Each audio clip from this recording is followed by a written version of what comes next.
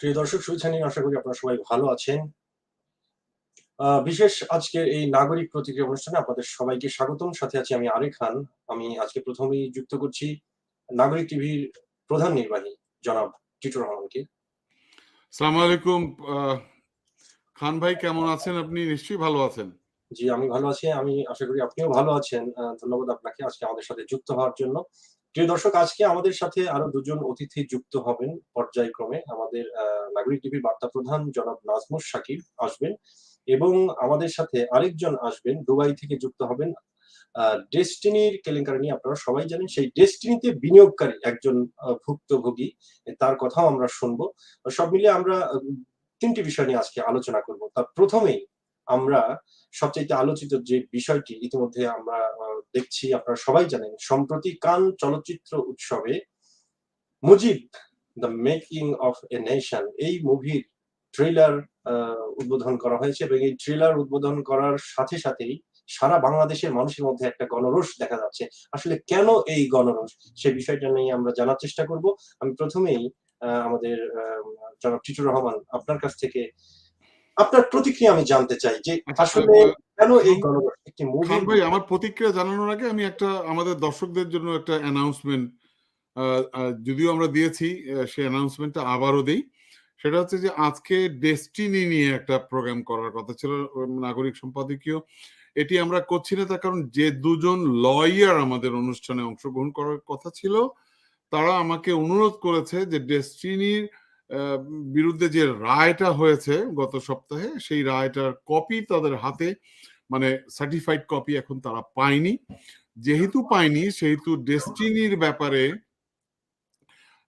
ওনারা কথা বলতে এই মুহূর্তে কথা বলাটা ঠিক হবে না। এই জন্য ওনারা বলছেন যে এটা যদি এমন হয় যে আমরা আগামী সপ্তাহে যদি আপনারা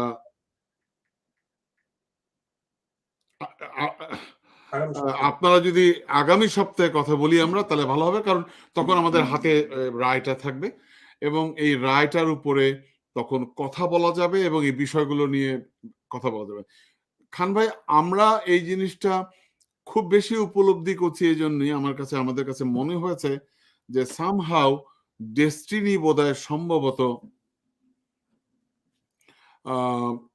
একটা রাষ্ট্রীয় প্রতিহিংসার শিকারে পরিণত হয়েছে।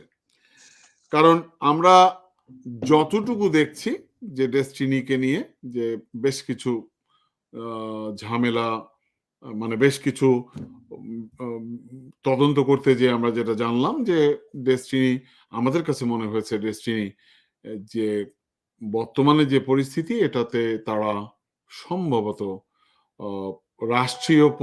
রাষ্ট্রীয় প্রতিহিংসার শিকার তারা হচ্ছে। সো এক্ষেত্রে আমাদের একটা আহ্বান থাকবে আমাদের দর্শকদের কাছে। আমাদের দর্শকদের অনেকেই বোধহয় সম্ভবত ডেস্টিনির সাথে যুক্ত ছিলেন। আমরা এই একটা ঘোষণাও দিতে চাই খান ভাই, সেটা হচ্ছে আপনারা যারা কথা বলতে চান, বাংলাদেশ থেকেও যারা কথা বলতে চান, যদিও বাংলাদেশ থেকে অনেকে কথা বলতে ভয় পান, আমরা আপনাকে অভয় দিতে চাই যে বাংলাদেশ থেকে ডেস্টিনির বিষয়ে যদি কথা বলতে চান, আপনারা মোস্ট ওয়েলকাম। আপনারা আসবেন এবং আপনারা মন খুলে কথা বলবেন। এবং আমরা যেটা উপলব্ধি করছি যে রাষ্ট্রীয়ভাবে প্রতিহিংসার শিকার হয়েছে কিনা ডেস্টিনি, এই বিষয়টাও আমরা আলোচনার মধ্য দিয়ে বের করব। যাই হোক, সো সেই প্রসঙ্গে আপনি যে প্রসঙ্গ নিয়ে অবতারণা করলেন, সেই প্রসঙ্গে আমি আসতে চাই যে মুজিব, আমাদের বঙ্গবন্ধু শেখ মুজিবকে নিয়ে যে রাষ্ট্রীয় খরচে যে মুভিটা হয়েছে, এটা নিয়ে ইতিমধ্যে ট্রেলার দেখেই মানুষ মনে হচ্ছে যে একদম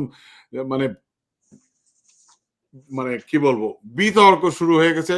এবং শুধু বিতর্ক না, মানুষ বোধহয় সম্ভবত ক্ষুব্ধ প্রতিক্রিয়া ব্যক্ত করছে। আমার হাতে একটা কাগজ আছে, আমাদের সম্পাদক মন্ডলীর একজন সদস্য, উনি আমাদের সাথে কাজ করেন। উনি একটা পেপার আমার হাতে ধরিয়ে দিয়েছেন যে আজকে আমি আমার দর্শকদের জন্য এখান থেকে কিছু কথা বলবো। তার আগে আমি একটু ট্রেলারটা দেখতে চাই, তারপরে আলোচনায় আসতে চাই। আপনি কি বলেন? নিশ্চয়ই। জি। দর্শক, আরেকটি জিনিস আমি আপনাকে বলে রাখি, এর আগেও বলছি, এখনো বলছি, বারবারও বলতে চাই, সেটা হচ্ছে যে আমাদের এই নাগরিক প্রতিক্রিয়াটা মূলত আমাদের সম্পাদকীয় মণ্ডলীতে আমরা যারা কাজ করি, যারা নাগরিক টিভির সম্পাদকীয়তে কাজ করি, তাদের নিজস্ব প্রোগ্রাম। এখানে আমরা কেউই উপস্থাপক না, কেউই মানে অতিথি না, আমরা দুজনই উপস্থাপক, দুজনই কে বলে বক্তা। সুতরাং মানে ভুল বোঝার কোনো কারণ নেই। খুব বেশি ফর্মাল না, আমরা মানে খুব বেশি ফর্মাল না, মানে এটা মানে ফর্মাল অনুষ্ঠান না, অন্যান্য প্রোগ্রামের মতো না। আমাদের প্রতিক্রিয়া ব্যক্ত করা বিভিন্ন বিষয় নিয়ে। তো এখন আমি একটু ট্রেলারটা দেখতে চাই, দেখে তারপর আমরা আলোচনায় যাব।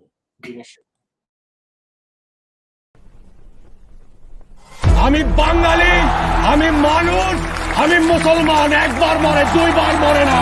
নিশির বাতাস কাহার হুতাশ। But the new nation of Pakistan will have one national language, Urdu. রাষ্ট্রভাষা বাংলা চাই। আমি তোমারে একটা পুতুল ঘর দিলাম। ধানমন্ডি হবে, মানতে হবে যে আমাদের প্রজাতন্ত্রের দুইটা আলাদা প্রদেশ হতে হবে, পশ্চিম পাকিস্তান আর পূর্ব বাংলা। গণতন্ত্র যদি প্রতিষ্ঠা না হয়, তাহলে তো পাকিস্তান থেকে স্বাধীন হবার কোনো উপায় থাকবে না। উল্টো বলছে পাকিস্তানকে নিয়ন্ত্রণে রাখার প্রয়োজনে সে 20,000 বাঙালিকে গুলি করে হত্যা করে। এটাই হয়তো আমার শেষ বার্তা। আজ থেকে বাংলাদেশ স্বাধীন। রক্ত যখন দিয়েছি, রক্ত আরো দেব। এদেশের মানুষকে মুক্ত করে ছাড়বো ইনশাআল্লাহ। এবারের সংগ্রাম আমাদের মুক্তির সংগ্রাম, এবারের সংগ্রাম স্বাধীনতার সংগ্রাম।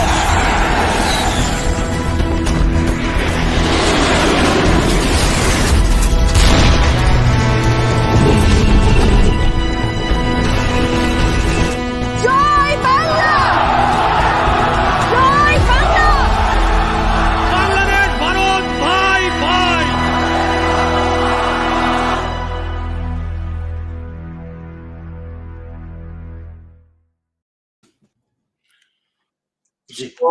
খান ভাই, হ্যাঁ, শব্দ আমার কানে আসলো, এই শব্দটা কিন্তু অনেকের কানেই গেছে, অনেকেই এটা নিয়ে করছে। বাংলাদেশ ভারত ভাই ভাই। এই স্বাধীনতা যুদ্ধের সময় এই স্লোগান কোথায় ছিল আমি তো জানি না, আমি ছোট ছিলাম, আমি বলতে পারবো না। আপনি তো আরো বলতে পারবেন না, কারণ আপনি তো তখন জন্মগ্রহণই করেন। সো এ বিষয়ে আমার সম্পাদকীয়, আমাদের মন্ডলীর সদস্যরা যেটা আমার হাতে ধরিয়ে দিয়েছে, সেটা হচ্ছে এভাবে এরকম করে যে বিতর্কিত মুজিব বায়োপিক ভারতীয় নির্মাতাকে দিয়ে যেভাবে অপমান করা হলো বাংলাদেশকে। সো আমি এটা পড়ার আগে আমি বলতে চাই যে অপমান করা হলো সবাই বলছে, এটা কিভাবে আপনি দেখছেন? মানে কেন এভাবে মানুষ এত প্রতিক্রিয়া জানাচ্ছে যে আসলে বাংলাদেশকে অপমান করা হয়েছে? এটা খান ভাই, আপনি এটা কিভাবে কি বলবেন? না মানে অপমান করা হয়েছে বাংলাদেশকে, এরকমটা মানে কারা বলছে বা কে বলছে? এটা মানে সাধারণ মানুষ বলছে যে এখানে যে শব্দগুলো ব্যবহার করা হয়েছে, যা যা করা হয়েছে, এই মুভি তৈরি করা আসলে বা মুভি তৈরি করাটা কখনোই বাংলাদেশকে অপমান করা না। এখানে অনেকগুলো বিষয় আছে। তো আমি যদি আপনার কথা ধরে যদি আমি আমার ব্যাখ্যাটা যদি আমি দিতে চাই, প্রথম কথা যে ভারত বাংলাদেশ ভাই ভাই, এই ডায়লগটা আমরা যতখানি শুনেছি মুক্তিযুদ্ধের ইতিহাস, ছবি, এর আগে দেখা, আমি এই প্রথম শুনলাম যে ভারত বাংলাদেশ ভাই ভাই। আমরা জানতাম না কিন্তু এই বিষয়টা আগে। আর আমরা এর আগেও বিভিন্ন সময় দেখেছি বর্তমানে বাংলাদেশের এই যে পররাষ্ট্রমন্ত্রী থেকে শুরু করে অন্যান্য মন্ত্রীরা কিন্তু কখনোই তারা ভাই ভাই বলে না। তারা সবসময় বলে যে বাংলাদেশে ভারত একটি বন্ধু রাষ্ট্র, আবার বলে যে স্বামী স্ত্রীর সম্পর্ক, এরকম অনেক কিছু। ভারত বাংলাদেশ ভাই ভাই এই কথাটা বলার মধ্যে বিশেষ একটি কারণ আছে। সেই কারণটা এটা আমার মন্তব্য, আমি বলতে চাই। দেখুন, বর্তমান সময়ে যারা প্রকৃত দেশপ্রেমিক বাংলাদেশে এবং বাংলাদেশের ভালো বা কল্যাণ চায়, তারা প্রত্যেকে এক বাক্যে স্বীকার করবে বাংলাদেশের সবচাইতে বড় শত্রু হলো ভারত। সেই ভারতকে এখন বলা হচ্ছে বাংলাদেশ ভারত ভাই ভাই। এই সময় এসে এরকম একটা ছবি মুক্তি দেয়া, এই ছবি তৈরি করা এবং সেই ছবিতে এরকম একটি ডায়লগ ফিক্সড করা, এর কারণ আছে, এটা রাজনৈতিক কারণ। এই ছবি আসলে নিয়ে কেন জনগণের মধ্যে গণরোষ হচ্ছে, সেই কারণ ব্যাখ্যা করতে গেলে কারণটাকে দুই ভাবে আমি ব্যাখ্যা করতে চাই। প্রথমে হলো রাজনৈতিক কারণ, এর পরে আসবে হলো টেকনিক্যাল কারণ। তো রাজনৈতিক কারণ যে আসলে Mujib, the nation, the making of a nation, এই মানে মুজিব কে? আসলে মুজিব কে আমরা সবাই জানি, শেখ মুজিবুর রহমান। তিনি স্বাধীনতা যুদ্ধের সময় একজন অবিসংবাদিত নেতা ছিলেন, তিনি নেতৃত্ব দিয়েছেন, ভালো কথা। কিন্তু তার এই মুভি মানে বেসিক্যালি কিন্তু এটা বায়োগ্রাফি তৈরি করা হয়েছে বাংলাদেশের স্বাধীনতা যুদ্ধ এবং তার জীবনী নিয়ে। এখন এই বায়োগ্রাফি বা এই মুভি তৈরি করার মানে উদ্দেশ্যটা কি? কেন আমি এই মুভিটা তৈরি করব? এই মুভি তৈরি করার মানে প্রয়োজনীয়তা কতখানি বাংলাদেশে, যেখানে এখানে গণরোষের কারণ আমি মানে মূলত বলতে চাচ্ছি। সেই কারণে আমি একটু মানে পেছনে ব্যাখ্যা করতে চাই যে কেন এত গণরোষ। দেখুন, বাংলাদেশে এখনো যেখানে মানুষ মানে মানে ক্ষুধার্ত, যেখানে এখনো মানুষ খাবারের নিশ্চয়তা পায় না, যেখানে এখনো মানুষ মানে ভাতের নিশ্চয়তা নাই যেই দেশে, সেই দেশে এরকম যে মানে বলে না যে লাক্সারিয়াস লাইফ, এইটা আসলে মানায় না। এরকম অনেক এক্সাম্পল আমরা দেখছি আওয়ামী লীগ সরকারের এই আমলে। মুজিব শতবর্ষ উদযাপন থেকে শুরু করে এই যে দেখেন কিছুদিন আগে স্করপিয়ন ব্যান্ডকে নিয়ে এই যে নিউ ইয়র্কে একটা শো করা হলো, যেখানে স্করপিয়নকে শুধু দেওয়া হয়েছে $50 মিলিয়ন। মানে এই টাকাগুলো কি ওই জুনায়েদ আহমেদ পলক উনি কি তার বাসা থেকে নিয়ে এসেছে, নাকি শেখ হাসিনা তার বেতন থেকে দিয়েছে? আর মানে এত টাকা তো হওয়া সম্ভব না, $50 মিলিয়ন। কেন এই শো করার আসলে কারণটা কি? কেন করতে হবে? এটা তো কোনো কারণ ছিল না। ঠিক একইভাবে মুজিব নিয়ে এই মুভির বাজেট মানে উইকি দেখাচ্ছে 83 কোটি টাকা, এরকম অলমোস্ট ধরে নিচ্ছি আমরা যে 100 কোটি বা এরকম সামথিং। সেখানে হয়তো এই মুভি আবার বলা হচ্ছে যে ইন্ডিয়া বাংলাদেশের যৌথ প্রযোজনা। তাই যদি হয় যৌথ প্রযোজনা 6 মানে 4 রেশিওতে, তো সেখানে হয়তো ভারত কিছু মানে প্রযোজনা তারা কিছু লগ্নি করেছে। সেটা বড় কথা নয়। বড় কথা হলো যে মুজিবের এই ছবি করাটা আসলে কতখানি যৌক্তিক বা কতখানি প্রয়োজন। আদতে কি এটা আমাদের জনগণের জন্য কতখানি কল্যাণ নিয়ে আসছে এই মুভি করাটা? সব মিলিয়ে যেখানে এই যে দেখেন বন্যা দুর্গত মানে সিলেটে বন্যা হচ্ছে, সেখানে মানুষ যেখানে হাহাকার জীবন একটা মানবতার একটা পরিস্থিতির মধ্যে দিয়ে যাচ্ছে, সেইটার জন্য আমি এই গত 2-3 দিনে শেখ হাসিনার কোনো বিবৃতি দেখি নাই এই বন্যা নিয়ে। দেখলেন তো? ঠিক এই সময়ে কান চলচ্চিত্র উৎসব, সেখানে এই মুভি মানে এই যে মুক্তি দেয়া, আলটিমেটলি এইটা সব মিলিয়ে মানে শেখ হাসিনা আসলে কে? শেখ হাসিনা হলো একজন স্বৈরাচার শাসক, ডিক্টেটর, একজন ফ্যাসিস্ট। গত 14 বছরের জনগণ অতিষ্ঠ। তো জনগণ বিভিন্ন সময় বিভিন্ন ভাবে আসলে ওইভাবে কথা বলতে পারে না। এটা এই শেখ মুজিবের এই ছবি নিয়ে যে গণরোষটা, এটা শুধুমাত্রই এই ফ্যাসিস্ট হাসিনার মানে প্রতি মানুষের ক্ষোভ প্রকাশের মানে ক্ষোভ, জাস্ট এই একটা বহিঃপ্রকাশের বাইরে আর কিছু না। শুধুমাত্রই একটা ক্ষোভ যে যেখানে মানুষ ভাতের কষ্টে মারা যাচ্ছে বা প্রতিনিয়ত মানুষ হাহাকার করছে, দ্রব্যমূল্যের ঊর্ধ্বগতি, মানে যেখানে বাংলাদেশের মানে হাজারো হাজারো ইস্যু রয়েছে যে যেগুলো মানে মানে মৌলিক চাহিদাই যেখানে পূরণ করতে পারছে না, সেখানে এরকম মুভি করা এবং সেই মুভি নিয়ে মানে এত যে টাকা রাষ্ট্রীয় খরচে বাজেট, আসলে এরপরে অনেক এই টাকাটা জনগণের টাকা। তো জনগণের টাকা দিয়ে এরকম করে মুভি বানানো, এটা আমাদের কোনো প্রয়োজন নাই। আমাদের মতো একই সাথে আসলে আওয়ামী লীগের ক্যারেক্টারটাই তো এরকম। আমরা যেটা দেখছি দেখেন, এরা বড় বড় মেগা বাজেট প্রকল্প, যে পদ্মা সেতু নিয়ে কেন এত মানুষের ক্ষোভ?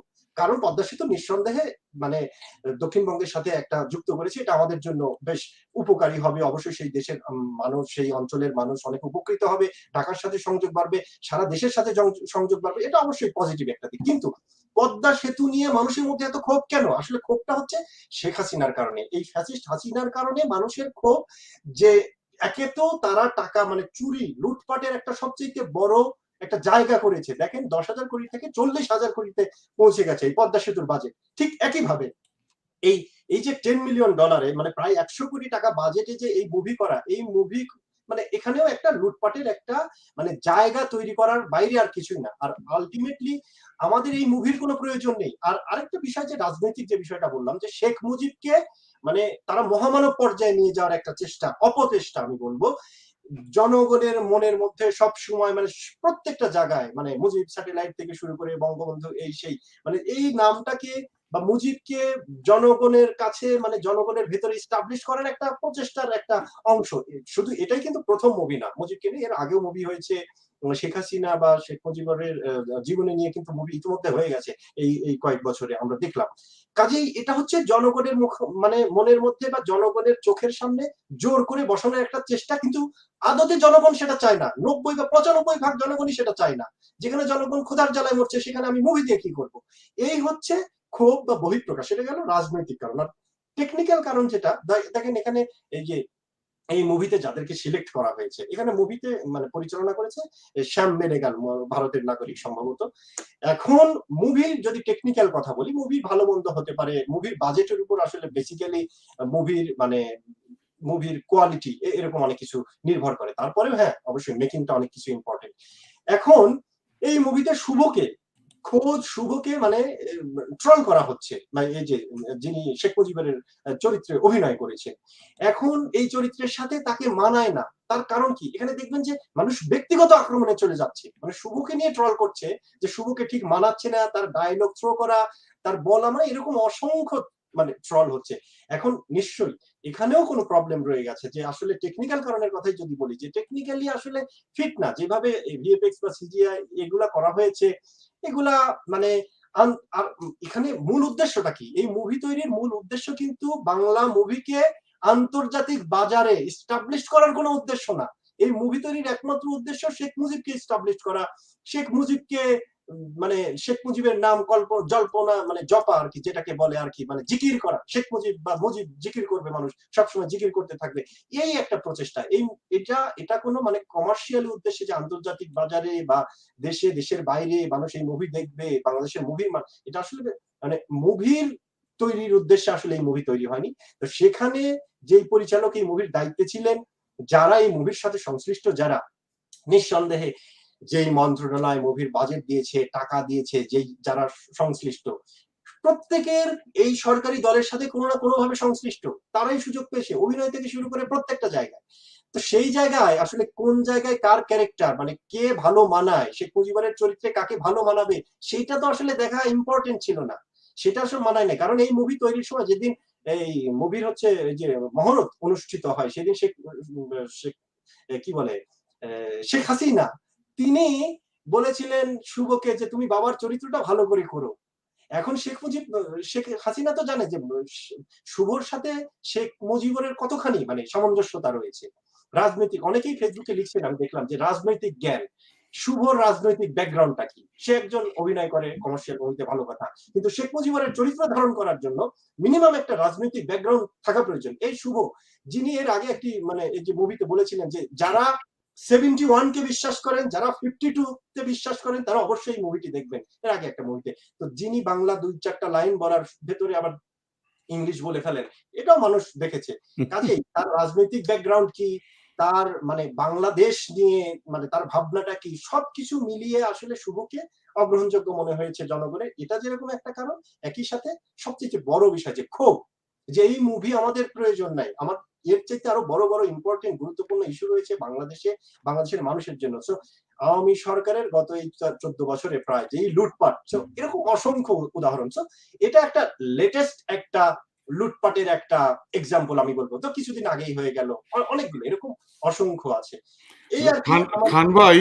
খান ভাই আমাদের এডিটোরিয়াল ডেস্ক যে পেপারটা আমাকে দিয়েছে, এটা আমি একটু কিছু অংশ পড়ি, তাহলে আমার মনে হয় যে আমাদের আলোচনা সুবিধা হবে, দর্শকরা বুঝবে। শেখ হাসিনা সরকার বাংলাদেশকে ভারতের হাতে অপমান করার ব্রত নিয়ে ক্ষমতায় আছে। সীমান্ত হত্যা নিয়ে তার পররাষ্ট্রমন্ত্রী আব্দুল মোমেন বাংলাদেশিদের সন্ত্রাসী আখ্যা দিয়েছিল। আরেকবার এই মন্ত্রী বলেছিল বাংলাদেশ ভারত সম্পর্ক স্বামী স্ত্রী, যেটা আপনি বললেন।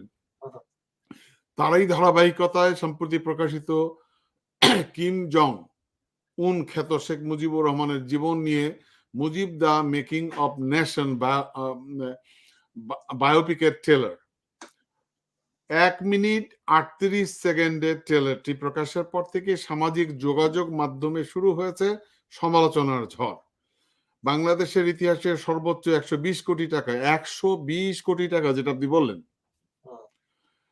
রাষ্ট্রীয় অর্থ ব্যয়ে প্রামাণ্য চিত্রটি নির্মাণ করেছেন ভারতীয় নির্মাতা শ্যাম বেনেগাল। দেশি নির্মাতাদের চূড়ান্ত অবজ্ঞা করে একজন বিদেশি নির্মাতাকে ভাড়া করার জন্য আগেই এই চলচ্চিত্র নিয়ে ব্যাপক সমালোচনা সৃষ্টি হয়েছিল। চলচ্চিত্র সংশ্লিষ্ট অনেকেই প্রকাশ্যে সমালোচনা করেছিলেন বিদেশিরা বাংলাদেশের ইতিহাসের নেগেটিভ তৈরির সুযোগ দেওয়ার জন্য, কিন্তু শেখ হাসিনা চূড়ান্ত একরোখা, তিনি কারো সমালোচনার ধার ধারেন না। একজন ভারতীয়কেই দিলেন বাংলাদেশের ইতিহাসের গুরুত্বপূর্ণ এই ন্যারেটিভ তৈরির কাজ। জানা যায় এই চলচ্চিত্রের নীতি নির্ধারণী পর্যায়ে একজন বাংলাদেশীও কাজ করার সুযোগ পাননি, নীতি নির্ধারণী কেউ ছিলেন না। টোটাল ডিরেক্টোরিয়াল টিম ছিল ভারতীয়, যার ফল ট্রেলার প্রকাশের পর দেখা যাচ্ছে, মানে প্রতিক্রিয়া, মানুষের প্রতিক্রিয়া থেকেই বোঝা যাচ্ছে।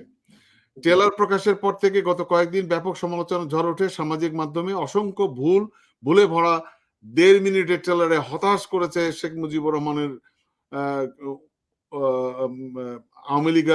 আওয়ামী লীগারদেরও। শেখ মুজিবুর রহমানের চরিত্রে আরিফিন শুভর কণ্ঠ, ভিএফএক্স, ইতিহাসের সঙ্গে ট্রেলারের দৃশ্য না মেলা, ট্রেলারে যে পতাকা ব্যবহার করা হয় তা মুক্তিযুদ্ধকালীন সময়ের ব্যবহার না হওয়ার মতো চলচ্চিত্রের মৌলিক অনেক জায়গায় অসামঞ্জস্যতা দাবি করে হতাশা প্রকাশ করেছেন বিভিন্ন শ্রেণীর পেশার মানুষ। নিচে আওয়ামীপন্থীদের মন্তব্যগুলো তুলে ধরা হলো। মানে আমাদের ধন্যবাদ আমাদের মানে সম্পাদকীয় ডেস্ককে, তারা এটা নিয়ে যথেষ্ট কাজ করেছে, আমি ধন্যবাদ জানাচ্ছি তাদের। মীর শামসুল আলম ট্রেলারের কিছু দৃশ্য ও ইতিহাসের কথা তুলে ধরে লিখেছেন, 100 কোটি টাকায় মুক্তি সংগ্রামের ইতিহাসকে বলৎকার শব্দটি ব্যবহারের জন্য আমি দুঃখিত নই, উনি বলেছেন। প্রথম দৃশ্যটি 1952 সালের 21শে ফেব্রুয়ারির বিশ্ববিদ্যালয়ের গেট দিয়ে ছাত্ররা বাংলা সপক্ষে প্লেকার্ড নিয়ে মিছিলে বের হচ্ছে, পুলিশের মুখোমুখি গুলি করছে। বাজি ধরে বলতে চাই এই ঘটনা এই ধরনের নয়, এই ধরনের ছিল না। 21শে ফেব্রুয়ারি ছাত্ররা প্লেকার্ড বহন করেনি। প্রথম মিছিল বের হবার অন্তত 4 ঘন্টা পর গুলি করা হয়েছে, সেটা মিছিল নয়, রাস্তায় বিভিন্ন পয়েন্টে থেকে ছাত্র জনতার সমাবেশে গুলি চালানোর ঘন্টা 3 আগেই মিছিল বন্ধ ছিল। দ্বিতীয় দৃশ্যটি ঐতিহাসিক 32 নম্বরের দোতলা বাড়িতে প্রবেশ করেছে বালক শেখ জামাল ও কিশোরী শেখ হাসিনা। ইতিহাস বলে ধানমন্ডি 32 নম্বর প্লটে 2 কামরার একতলা বাড়িতে শেখ পরিবার প্রবেশ করেন। এরপর বেগম মুজিবের তৎপরতায় তিল করে ধীরে ধীরে বাড়িটি দোতলায় পরিণত হয়। তৃতীয় ও চতুর্থ দৃশ্যে 7 মার্চের ভাষণের বঙ্গবন্ধুর সামনে মঞ্চে 35 mm ফিল্ম ক্যামেরা হাতে বয়স্ক চিত্রগ্রাহক কে সে? ভাষণের 4 জন চিত্রগ্রাহককে আমি ব্যক্তিগতভাবে চিনতাম, একজন আমার আত্মীয়, কেউ বয়স্ক ছিলেন না, স্ট্যান্ড সহ ক্যামেরার মঞ্চেও ছিলেন না। 1971 সালের কর্ডলেস মাইক্রোফোন পুরো ছবিতে যে কি দেখবো, মানে কর্ডলেস মাইক্রোফোন, যেই মাইক্রোফোনের কোনো কর্ড নেই, সে সময় কর্ডলেস মাইক্রোফোনই ছিল না, এটা উনি বলছেন। বরেণ্য গীতিকার সুরকার প্রিন্স মাহমুদ তার ফেসবুক স্ট্যাটাসে লিখেছেন, শুভর ভয়েস আবার ডাব করেন, সংক্ষিপ্ত। স্ট্যাটাসটি অবশ্য এখন আর নেই তার ভেরিফাইড অ্যাকাউন্টে। নির্মাতা গাজী শুভ সহমত জানিয়েছে প্রিন্স মাহমুদের বক্তব্যে। আচ্ছা, তিনি লিখেছিলেন, সাংবাদিক সৈয়দ ইস্তাক রেজা, সাংবাদিক নাট্যকার পলাশ মাহমুদ লিখেছেন, trailer is not a satisfactory, trailer সন্তোষজনক নয়। নির্মাতা কৌশিক শঙ্কর দাস লিখেছেন, আচ্ছা পুরো সিনেমাটা রিশুট করা যায় না, যদিও আমার নিজের কোনো প্রত্যাশা ছিল না, তাই হতাশ বা খুশি কোনোটাই হয়নি, কিন্তু সবার প্রতিক্রিয়া দেখে এটা ছাড়া আর তো অন্য কোনো কিছু উপায় দেখছি না। নির্মাতা বুলবুল বিশ্বাস বলেছেন, বিচারপতি তোমার বিচার করবে যারা, আজ জেগেছে এই জনতা। সাংবাদিক মাহমুদ মঞ্জুর লিখেছেন, ট্রেলারের আশাপূর্ণ হলো না, তবে মুভিতে হবে সে বিশ্বাস রাখি। সাংবাদিক, নির্মাতা, প্রযোজক জসিম আহমেদ লিখেছেন 120 কোটি টাকার শ্রাদ্ধ করে এই VFX a green screen lighting টিচারের কাম দেখে ছাত্রদের লজ্জা লাগতেছে। চলচ্চিত্র সমালোচক বেলায়েত হোসেন মাহমুদ লেখেন, কি বলবেন, এটা তো দেখলেই ভালো হতো, না দেখলেই ভালো হতো। পরিচালক ফখরুল আরেফিন খান লিখেছেন, দুঃখ ভরাক্রান্ত মন নিয়ে আজ দিনটি শুরু করেছি। Mujib, the making of nation. কানের 75তম আসরে ভারতীয় প্যাভিলিয়ন চলচ্চিত্র উদ্বোধন করেন স্বৈরাচার সরকারের খ্যাত হাসান মাহমুদ, মানে হাসান মাহমুদ সাহেব, উনি সুযোগ পেয়েছিলেন। সো এই হচ্ছে ঘটনা, এবং এই ধন্যবাদ আমাদের নাগরিক টিভির সম্পাদনা ডেস্ককে। সবই আপনাকে পড়ে শোনালাম, কি বলবেন এখন? অবশ্যই আমি যেটা বললাম যে এইটা আসলে মুভি না, তো এটা শুধুমাত্রই মানে একটা লুটপাটের একটা প্রকল্প, শুধুমাত্র লুটপাটের একটা প্রকল্প তৈরি করা হয়েছে, এর বাইরে কিছু না। আর এই যে শ্যাম বেনেগাল যাকে পরিচালনার দায়িত্ব দেওয়া হয়েছে, আমি তো বিশ্বাস করি যে উনি তো হয়তো মানে ভুলভাল তথ্যে ভরপুর একটি বায়োপিক সাধারণত, বা মানে বায়োগ্রাফি মানে ইতিহাস নির্ভর, এগুলো সাধারণত যেই ঘটনাগুলো ঘটে গেছে সত্য ওইগুলো থাকে, সাথে আর একটু হয়তো নতুন কোনো কিছু যুক্ত হয়, মানে খুব বেশি। বাট যে ঘটনা ঘটেই নাই সেটা কখনো হতে পারে না। যেরকম 21শে ফেব্রুয়ারি যেই দিনে যে প্রথম মানে দৃশ্যেই মনে হয় যেটা দেখা যাচ্ছে, সেইখানে আসলে কি শেখ মুজিব ছিল এই ভাষা আন্দোলনের সময়? অনেকেই সেটা লিখেছেন যে সেইখানে কিন্তু ছিল না শেখ মুজিব, সেখানে মনে হয় তাকে দেখানো হয়েছে। এরকম অসংখ্য মানে অনেক মানে এখানে এক মানে খুব অল্প সময়কার একটা ট্রেইলার, কিন্তু এত ভুল। বঙ্গবন্ধু তো তখন জেলখানায় ছিলেন, জেলে ছিলেন, আমরা তো সেটাই জানি। তো এখন এখানে উনি মিছিলে থাকলেন কি করে? মানে এই ভাওতামি গুলো কি আওয়ামী লীগ, মানে আওয়ামী লীগ ছাড়া এই ভাওতামি আর কেউ দিতে পারে না। মানে এত চমৎকার করে আওয়ামী লীগ ভাওতামি দেয়, ও মাই গড। এটা বাস্তবতা, কারণ দেখেন শেখ মুজিবের সাথে এই আমাদের সাকিব জয়েন করেছে আমাদের নাগরিক টিভির বার্তা প্রধান। সাকিব, আপনাকে স্বাগত জানাচ্ছি। আপনাকে ধন্যবাদ টিটো ভাই, এবং ক্ষমা চেয়ে নিচ্ছি দর্শকদের কাছ থেকে যে আমি সময় মতো উপস্থিত হতে পারিনি, এবং এখন আমি দেখতে পাচ্ছেন আমি ড্রাইভ করছি, আমি প্রচন্ড ব্যস্ত আজকে। আপনি জানেন আমি কি জন্য ব্যস্ত, তো সেজন্য আসলে আমি ঠিক মতো জয়েন করতে পারিনি, এবং এখন আমি ড্রাইভ করছি। আপনি জানেন আমি একটি গাড়ি কেনার জন্য আজকে এসেছিলাম, তো সেজন্য আমার একটু দেরি হয়ে গেল। তো ওটা এভরিথিং ইজ ডান পারফেক্টলি। তো এখন আপনাদের সাথে দেরিতে জয়েন করলাম, তো আমি একটু জানতে চাচ্ছি যে আপনারা কোন বিষয়ে আলোচনা করছেন। বিষয় হচ্ছে একটু বলবেন কিনা? ধন্যবাদ নাজমুল সাকিব, আপনাকে আমাদের সাথে যুক্ত হওয়ার জন্য। আমরা আজকে ওই শেখ মুজিব বা Mujib the making of a nation, যেই মুভিটা কিছুদিন আগে কান চলচ্চিত্র উৎসবে ট্রেইলার উদ্বোধন করা হয়েছে, এবং সেই বিষয়ে দেখবেন যে সারা দেশের জনগণ একটা ক্ষোভ প্রকাশ করছে, গণরোষ আমরা বলতে পারি। এর কারণটা আসলে কি, কেন এই গণরোষ, এটাকে আপনি কিভাবে ব্যাখ্যা করবেন, মানে আপনার প্রতিক্রিয়া জানতে চাই সাকিব ভাই। এখানে সম্প্রতি আরিফিন শুভ তিনি একটি সাক্ষাৎকারে তিনি যেটি বলেছেন যে এটা নাকি আসলে মূল ট্রেলার নয় ছবিটির, এটি জাস্ট কান চলচ্চিত্র উৎসবের কারণে তারা তড়িঘড়ি করে একটি ফার্স্ট লুক বলতে পারেন যেটি দেওয়ার চেষ্টা করেছে, কিন্তু মূল ট্রেলার এটা নয়। এবং তিনি যেটা বললেন যে যেসব ত্রুটির জন্য সমালোচনা করা হচ্ছে এই ত্রুটিগুলো তারা সারিয়ে এই ছবিটি তারা প্রকৃত যে ট্রেলার সেটি রিলিজ করলে তখন দর্শকদের যে হতাশা বা ক্ষোভ এটি আর থাকবে না, সেটি আরিফিন শুভ বলার চেষ্টা করলেন। কিন্তু আমি মনে করি কান চলচ্চিত্র উৎসবের জন্যই হোক বা যে কারণেই হোক, তড়িঘড়ি করে এরকম একটি বিগ বাজেটের একটি চলচ্চিত্রের এ ধরনের একটি ফার্স্ট লুক ট্রেলার যেটা রিলিজ করা হলো, এটা আসলে আমাদের মানুষের যে প্রত্যাশা ছিল সেটার সাথে কোনোভাবেই এটা সামঞ্জস্যপূর্ণ নয়, এবং সকলেই খুবই হতাশ হয়েছে। এবং হতাশ হওয়ারই কথা, কারণ শ্যাম বেনেগালের মতো একজন পরিচালক যিনি 90 বছরের বেশি যার বয়স, এবং তিনি তার দীর্ঘ ক্যারিয়ারে তিনি অসংখ্য চলচ্চিত্র নির্মাণ করেছেন এবং যেগুলো দর্শক নন্দিত হয়েছে। তো আমাদের প্রত্যাশাটা অবশ্যই বেশি ছিল, যেহেতু এখানে একটি অনেক বড় অঙ্কের টাকা খরচ করা হয়েছে, তো আমরা চেয়েছিলাম যে একটি ভালো মানের চলচ্চিত্র হবে। আর যে কোনো চলচ্চিত্রের ফার্স্ট লুক ট্রেলারটা খুব ইম্পর্টেন্ট একটি ফ্যাক্টর।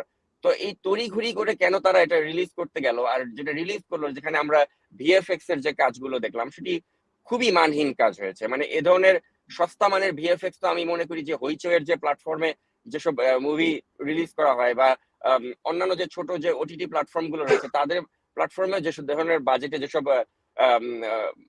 মুভি রিলিজ করা হয় সেগুলোর কোয়ালিটিও কিন্তু এর থেকে অনেক বেটার। তো সেখানে আমাদের বঙ্গবন্ধুর মধ্যে একজন বিশাল নেতা, তার মতো একজন নেতার একটি বায়োপিক করা হচ্ছে, এটা আমরা চেয়েছিলাম যে আরো অনেক মানসম্পন্ন হোক। তো সেখানে আসলে এখানে মান যে মেনটেন করা হয়নি প্রপার কোয়ালিটি, এবং এখানে যে জাস্ট টাকাগুলো অপচয় করা হয়েছে সেটা এই ট্রেলারের মাধ্যমে কিন্তু স্পষ্ট ফুটে উঠেছে বলে আমি মনে করি। এবং আরেকটি সমালোচনা যেটা করা হচ্ছে যে আরিফিন শুভর বিষয়ে, যে আরিফিন শুভ কি আসলে সেই বঙ্গবন্ধুর যে বিশালত্ব সেটা তিনি কতটুকু ধারণ করতে পেরেছেন সেটা নিয়ে একটি প্রশ্ন থেকে গিয়েছে, যে তার কণ্ঠের মধ্যে, কারণ বঙ্গবন্ধুর ওয়ান অফ দ্য মানে বিগেস্ট অ্যাসেট ছিল যে তার কণ্ঠ, তার ভরাট কণ্ঠ, এবং ওই কণ্ঠটাকে ইমিটেট করা কিন্তু এটা অনেকের পক্ষেই অসম্ভব। তো সেখানে আরিফিন শুভর কণ্ঠে যখন আমি ওই 7ই মার্চের ভাষণটি শুনছিলাম সেটা আমার কাছে অনেক হাস্যকর মনে হয়েছিল, যেখানে কোথায় বঙ্গবন্ধুর কণ্ঠের যে একটা বিশালত্ব আর কোথায় আরিফিন শুভর কণ্ঠ, মানে এটা ইটস নো ম্যাচ। তো শুভ কত ভালো অভিনেতা সেটি পরের আলোচনার বিষয়, কিন্তু মানে বঙ্গবন্ধুর মতো একটা লার্জার দ্যান লাইফ একটা পার্সোনালিটির ক্যারেক্টারটাকে পোর্ট্রে করার মতো ম্যাচুরিটি শুভর আছে কিনা সেটা আসলে আমার কাছে এটা যথেষ্ট প্রশ্নবোধক বলে মনে হয়েছে। এবং আমি আরো অন্যান্য দর্শকদের মতো আমি আসলে প্রকৃতপক্ষে অনেক হতাশ হয়েছি। তাদের তড়িঘড়ি করে এ ধরনের একটি ট্রেলার আসলে মানে রিলিজ করার কোনো প্রয়োজন ছিল বলে আমি মনে করি না। এবং এইটি নিয়ে যে আমাদের একটা যাদের আকাঙ্ক্ষা ছিল বা আশা ছিল একটা ভালো বায়োপিক হবে, আমাদের সেই আশাটা কিন্তু প্রথমেই তারা ধ্বংস করে দিল এ ধরনের একটি ট্রেলারের মাধ্যমে, এটা আমি মনে করি। জি, ধন্যবাদ আপনাকে। সাথে আমি একটু যোগ করতে চাই যে যেটা শাকিব ভাই বললেন যে শ্যাম বেনেগালের কালজয়ী অনেক মুভি রয়েছে। তিনি একজন অত্যন্ত মানে অভিজ্ঞ একজন পরিচালক। তো তার কাছ থেকে তার অসংখ্য কাজ রয়েছে আমরা জানি।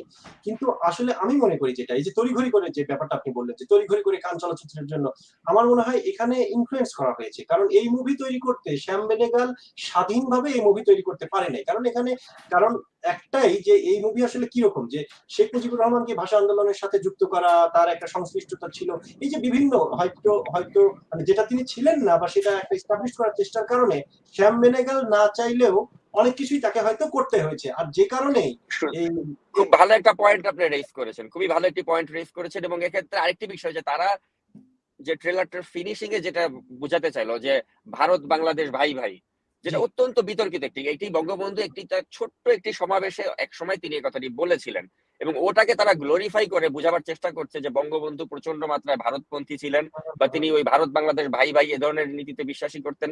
তো আমি আজকে এই যারা দর্শক দেখছেন তাদেরকে আমি বলতে চাই যে আমি তো বিনোদন সাংবাদিকতা করেছি দীর্ঘদিন, তো আমি বলতে চাই যে একটি কথা আপনাদেরকে আমি মনে করে দিতে চাই যে 1972 সালে দেশ স্বাধীনের পরপরই বঙ্গবন্ধুর কাছে আমাদের চলচ্চিত্র শিল্পের যারা মানুষ রয়েছেন তারা এসে বললো যে সদ্য স্বাধীন একটি দেশে বঙ্গবন্ধু, আমরা যদি এখানে ভারতীয় চলচ্চিত্র আপনার দেশে প্রদর্শন হয় তাহলে আমাদের চলচ্চিত্র কিন্তু ওভাবে দর্শকদের কাছে পৌঁছাতে পারবে না। তো বঙ্গবন্ধু বলেছে আমি তো ভারতের কাছে দায়বদ্ধ নই, ভারতের কাছে তো আমি ওরকম দেশটাকে বিক্রি করে দিইনি, আমি ভারতীয় চলচ্চিত্র এই দেশে চলবে না, আমাকে কি করতে হবে বলো। তো তারা তখন একটা আইন করলো 1972 সালে যে ভারতীয় চলচ্চিত্র এই দেশে প্রদর্শিত হবে। বঙ্গবন্ধু নির্ভয়ে ওই আইনের সিগনেচার করে দিলেন, তিনি একবারও ভাবেননি যে এই আইনের সিগনেচার করার ফলে আমাকে ভারতের কাছ থেকে কোনো কথা শুনতে হবে কিনা, যে ভারতীয় চলচ্চিত্র বাংলাদেশের মাটিতে দেখা যাবে না। তো এটি হচ্ছে বঙ্গবন্ধুর একটা বিশালত্ব, যে বঙ্গবন্ধু কখনো কেয়ার করেননি যে এটা আমার দেশের স্বার্থের চেয়ে বড় কিনা। তিনি ওই ভারত অসন্তুষ্ট হলো কিনা বা সন্তুষ্ট হলো কিনা ওটা যদি কেয়ারই করতেন তাহলে কিন্তু এই দেশে 72 সাল থেকে বাংলাদেশে ভারতীয় চলচ্চিত্র কিন্তু তিনি নিষিদ্ধ করার ওই বিষয়টিতে তিনি কিন্তু সিগনেচার করতেন না। এ থেকে বোঝা যায় যে বঙ্গবন্ধু কিন্তু আসলে ভারতের প্রতি তাকে যে পোর্ট্রে করা হচ্ছে যে তিনি ভারতের প্রতি খুব দায়বদ্ধ ছিলেন তা নয়। তিনি যদি থাকতেনই তাহলে কিন্তু ওই 75 সালে তাকে নির্মম ভাবে তাকে প্রাণ দিতে হতো না। এবং আমরা তো মনে করি এখানে ভারতের একটি ষড়যন্ত্র ছিল। তো সেজন্য এখানে এই যে ভারত বাংলাদেশ ভাই ভাই বলে বঙ্গবন্ধুর যে প্রকৃত যে মহাত্মটা ওটাকে কিন্তু ভুলে যাওয়া হচ্ছে। এই হচ্ছে সেই বঙ্গবন্ধু যিনি ওআইসি সম্মেলনে যোগ দিয়েছিলেন ভারতের নিষেধাজ্ঞা সত্ত্বেও। উনি হচ্ছেন সেই বঙ্গবন্ধু যিনি ওই ভারতীয় চলচ্চিত্র আমাদের বাজারে চলে আমাদের চলচ্চিত্র ধ্বংস করে দেবে ওই নীতিতে তিনি যেতে চাননি, তিনি ভারতীয় চলচ্চিত্র দেশের মাটিতে বন্ধ করে দিয়েছিলেন। তো এই যে বঙ্গবন্ধুর যে বিশালত্ব এটা আসলে আওয়ামী লীগের বর্তমানে যারা সো কল্ড হাইব্রিড আওয়ামী লীগার আছেন তারা কয়জন বুঝেন বা কয়জন তারা জানেন? তারা জানেনও না যে বঙ্গবন্ধু আসলে নিজের দেশটাকে ভারত কেন সবার ঊর্ধ্বে রাখতেন। কিন্তু আজকে তারা এই বঙ্গবন্ধুর সেই বিশাল দিকটাকে তুলে না ধরে তারা বঙ্গবন্ধুকে তাদের কার্যকলাপে তারা ছোট করছে, আর এই ধরনের একটি বায়োপিক করে বঙ্গবন্ধুকে আরো ছোট করলো, যেখানে বঙ্গবন্ধুর প্রকৃত চরিত্রটাকে কিন্তু তারা ফুটিয়ে তুলতে পেরেছে বলে আমি অন্তত মনে করি না। বাস্তব। কারণ বঙ্গবন্ধুকে নিয়ে যতখানি বাড়াবাড়ি করেছে বা আওয়ামী লীগ সরকার, বিশেষ করে শেখ হাসিনা সেই সুযোগটা পেয়েছে তার মেয়ে হিসেবে, আসলে বঙ্গবন্ধুকে বিতর্কিত করার একমাত্র কারণ আমি মনে করি তার মেয়ে এই শেখ হাসিনা। কারণ বঙ্গবন্ধু বাংলাদেশের আপামর জনগণের কাছে এই আসনে ছিল, যে জায়গাটাতে ছিল, কারণ নিঃসন্দেহে বঙ্গবন্ধুর অবদান অনস্বীকার্য আমরা মনে করি।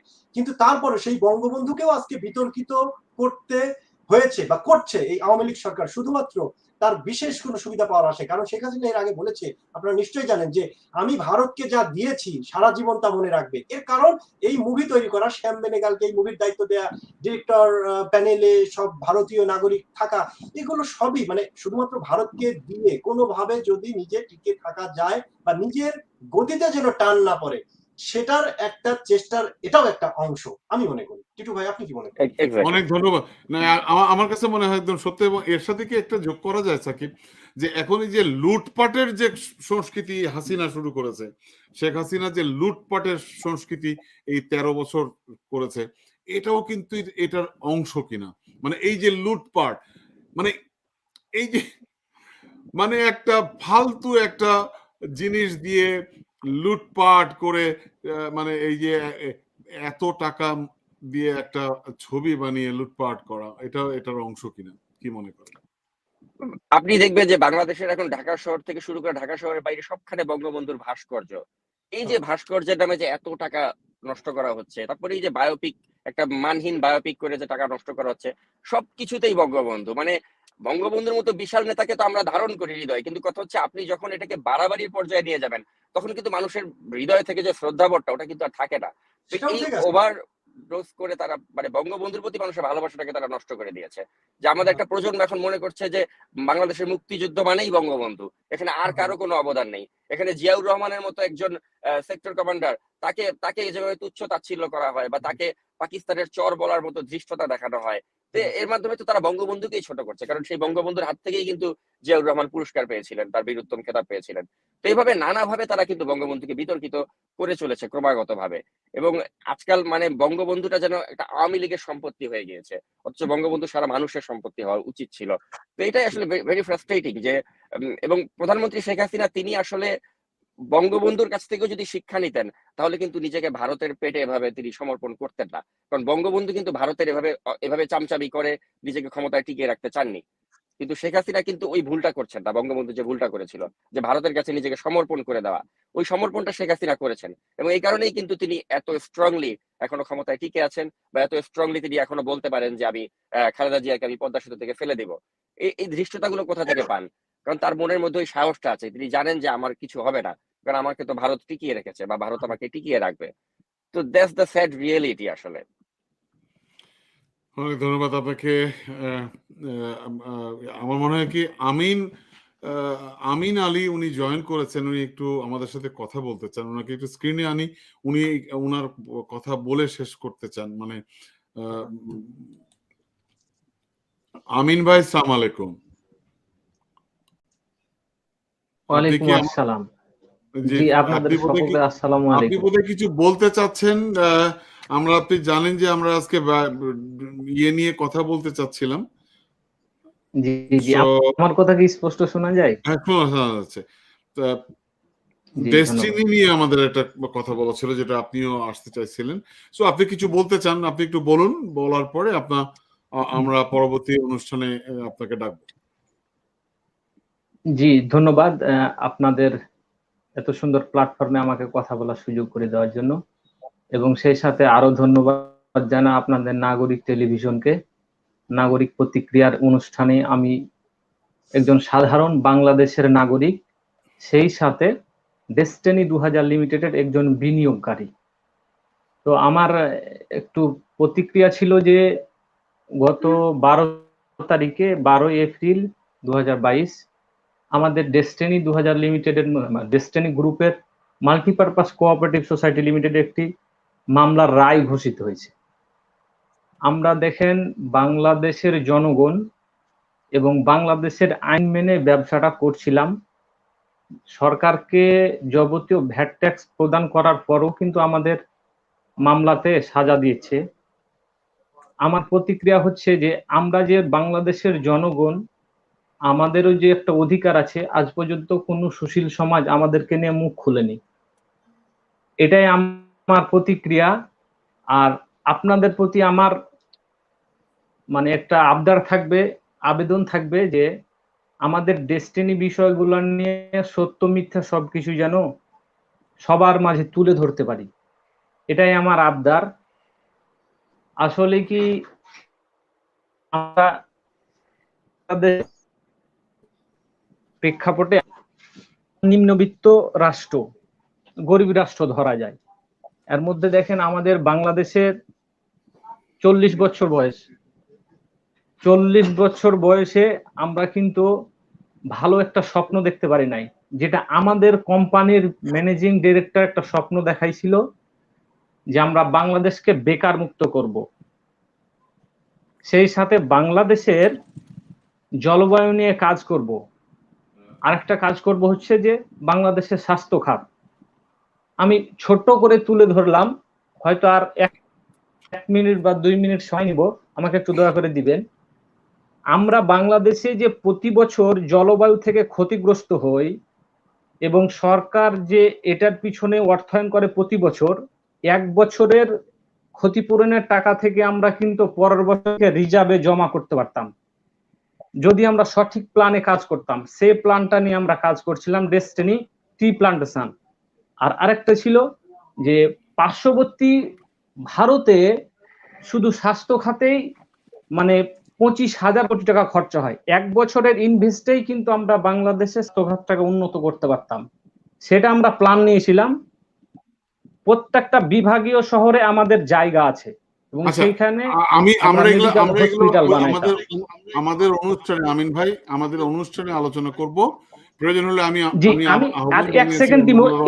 এই বিষয়গুলো নিয়ে আমরা কাজ 1 সেকেন্ড 30 সেকেন্ড এই বিষয়গুলো নিয়ে আমরা কাজ করছিলাম এবং কাজের বিনিময়ে আজকে আমাদের 12 বছর সাজা দিল। আমরা চাই যে সাধারণ জনগণের মধ্যে আমাদের বিজনেসের কথাগুলো আমরা তুলে ধরতে পারি। জি ধন্যবাদ আপনাদেরকে। আমার তিনটা প্রশ্নের উত্তর দেন। জি বলেন। ডেস্টিনির কোন, আপনারা যারা বলছেন আপনি বিনিয়োগকারী, এরকম বিনিয়োগকারী বা ডিস্ট্রিবিউটর কেউ কি আপনারা অভিযোগ করেছিলেন আপনারা প্রতারিত হচ্ছেন?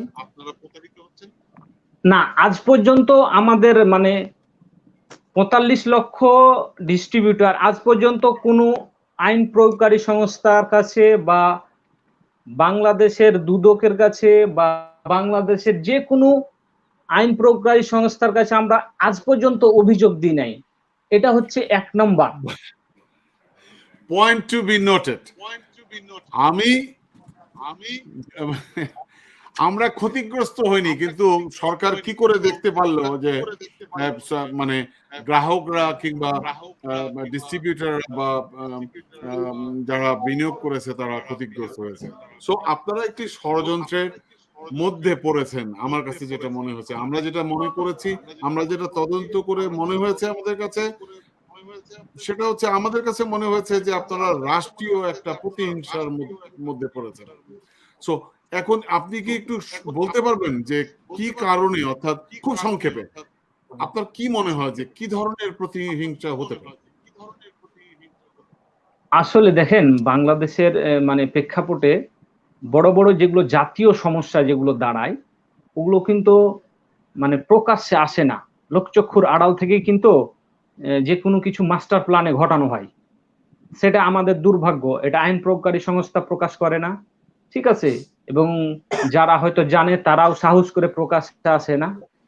আসলে এগুলো নিয়ে আমাদের কাজ করা উচিত, কারণ প্রত্যেকটা নাগরিকের তার নিজস্ব একটা স্বপ্ন আছে, সেটা স্বপ্ন নিয়ে সে জীবনযাপন করে এবং সেই স্বপ্নটাকে বাস্তবায়নের ক্ষেত্রে সে তার পরিশ্রমের মাধ্যমে ফুটিয়ে তোলার চেষ্টা করে। এখন দেখেন আমরা ডেস্টিনির যে ক্ষতিগ্রস্ত হয়েছি, আমাদের শুধু পিছনে মিডিয়া লেলিয়ে দেওয়া ছিল। ধরেন একটা সময় শুধু ডেস্টিনি নিয়ে নেগেটিভ রিপোর্ট করতো। একটা সত্যকে যখন আপনি, আমি শেষ করি ভাই, একটু শেষ করি। একটা সত্যকে যখন আপনি 10 বার মানে বলে বলবেন যে মিথ্যা, এটা মিথ্যা, এটা মিথ্যা, তখন কিন্তু ওই সত্যটা ধামাচাপা দিয়ে যায়। সেম টু সেম ডেস্টিনির ক্ষেত্রে এই কাজটাই হয়েছে। জি, এখন বলেন তার আপনার মানে কথা। আপনি কি বলতে চাইছেন? আপনি বলতে চাইছেন যে ডেস্টিনির বিরুদ্ধে যে এই অভিযোগ আনা হয়েছে, এই বিষয়ে আপনার মন্তব্যটা কি? আপনি কি মনে করেন? আমার মন্তব্য মানে হচ্ছে যে দুদক দুদক দুদক ডেস্টিনির প্রতি যে মামলাটা করেছে, দুদক কিসের ভিত্তিতে মামলাটা করলো? দুদকের কাছে কি কোনো বিনিয়োগকারী যে বলেছে, অভিযোগ করেছে যে আপনি ম্যানেজিং ডিরেক্টর আচ্ছা, হোক বা ম্যানেজমেন্ট হোক এটা বা সেই প্রতিষ্ঠান এটা থেকে আমি আলাদা টাকা বিষয়। উদ্ধার কিন্তু করতে আপনি চাই একজন বা টাকা বিনিয়োগকারী উদ্ধার করে হিসেবে দেন? আপনি বিনিয়োগকারী হিসেবে আপনি একজন ডিস্ট্রিবিউটর হিসেবে বলতে চাইছেন যে আপনি ভুক্তভোগী না, বা আপনি কোনো মানে কোনো অন্যায় বা জুলুম বা কি বলে মানে আপনি কোনো ক্ষতিগ্রস্ত হননি ডেস্টিনির কাছ থেকে। এটা হচ্ছে আপনার বক্তব্য, তাই তো?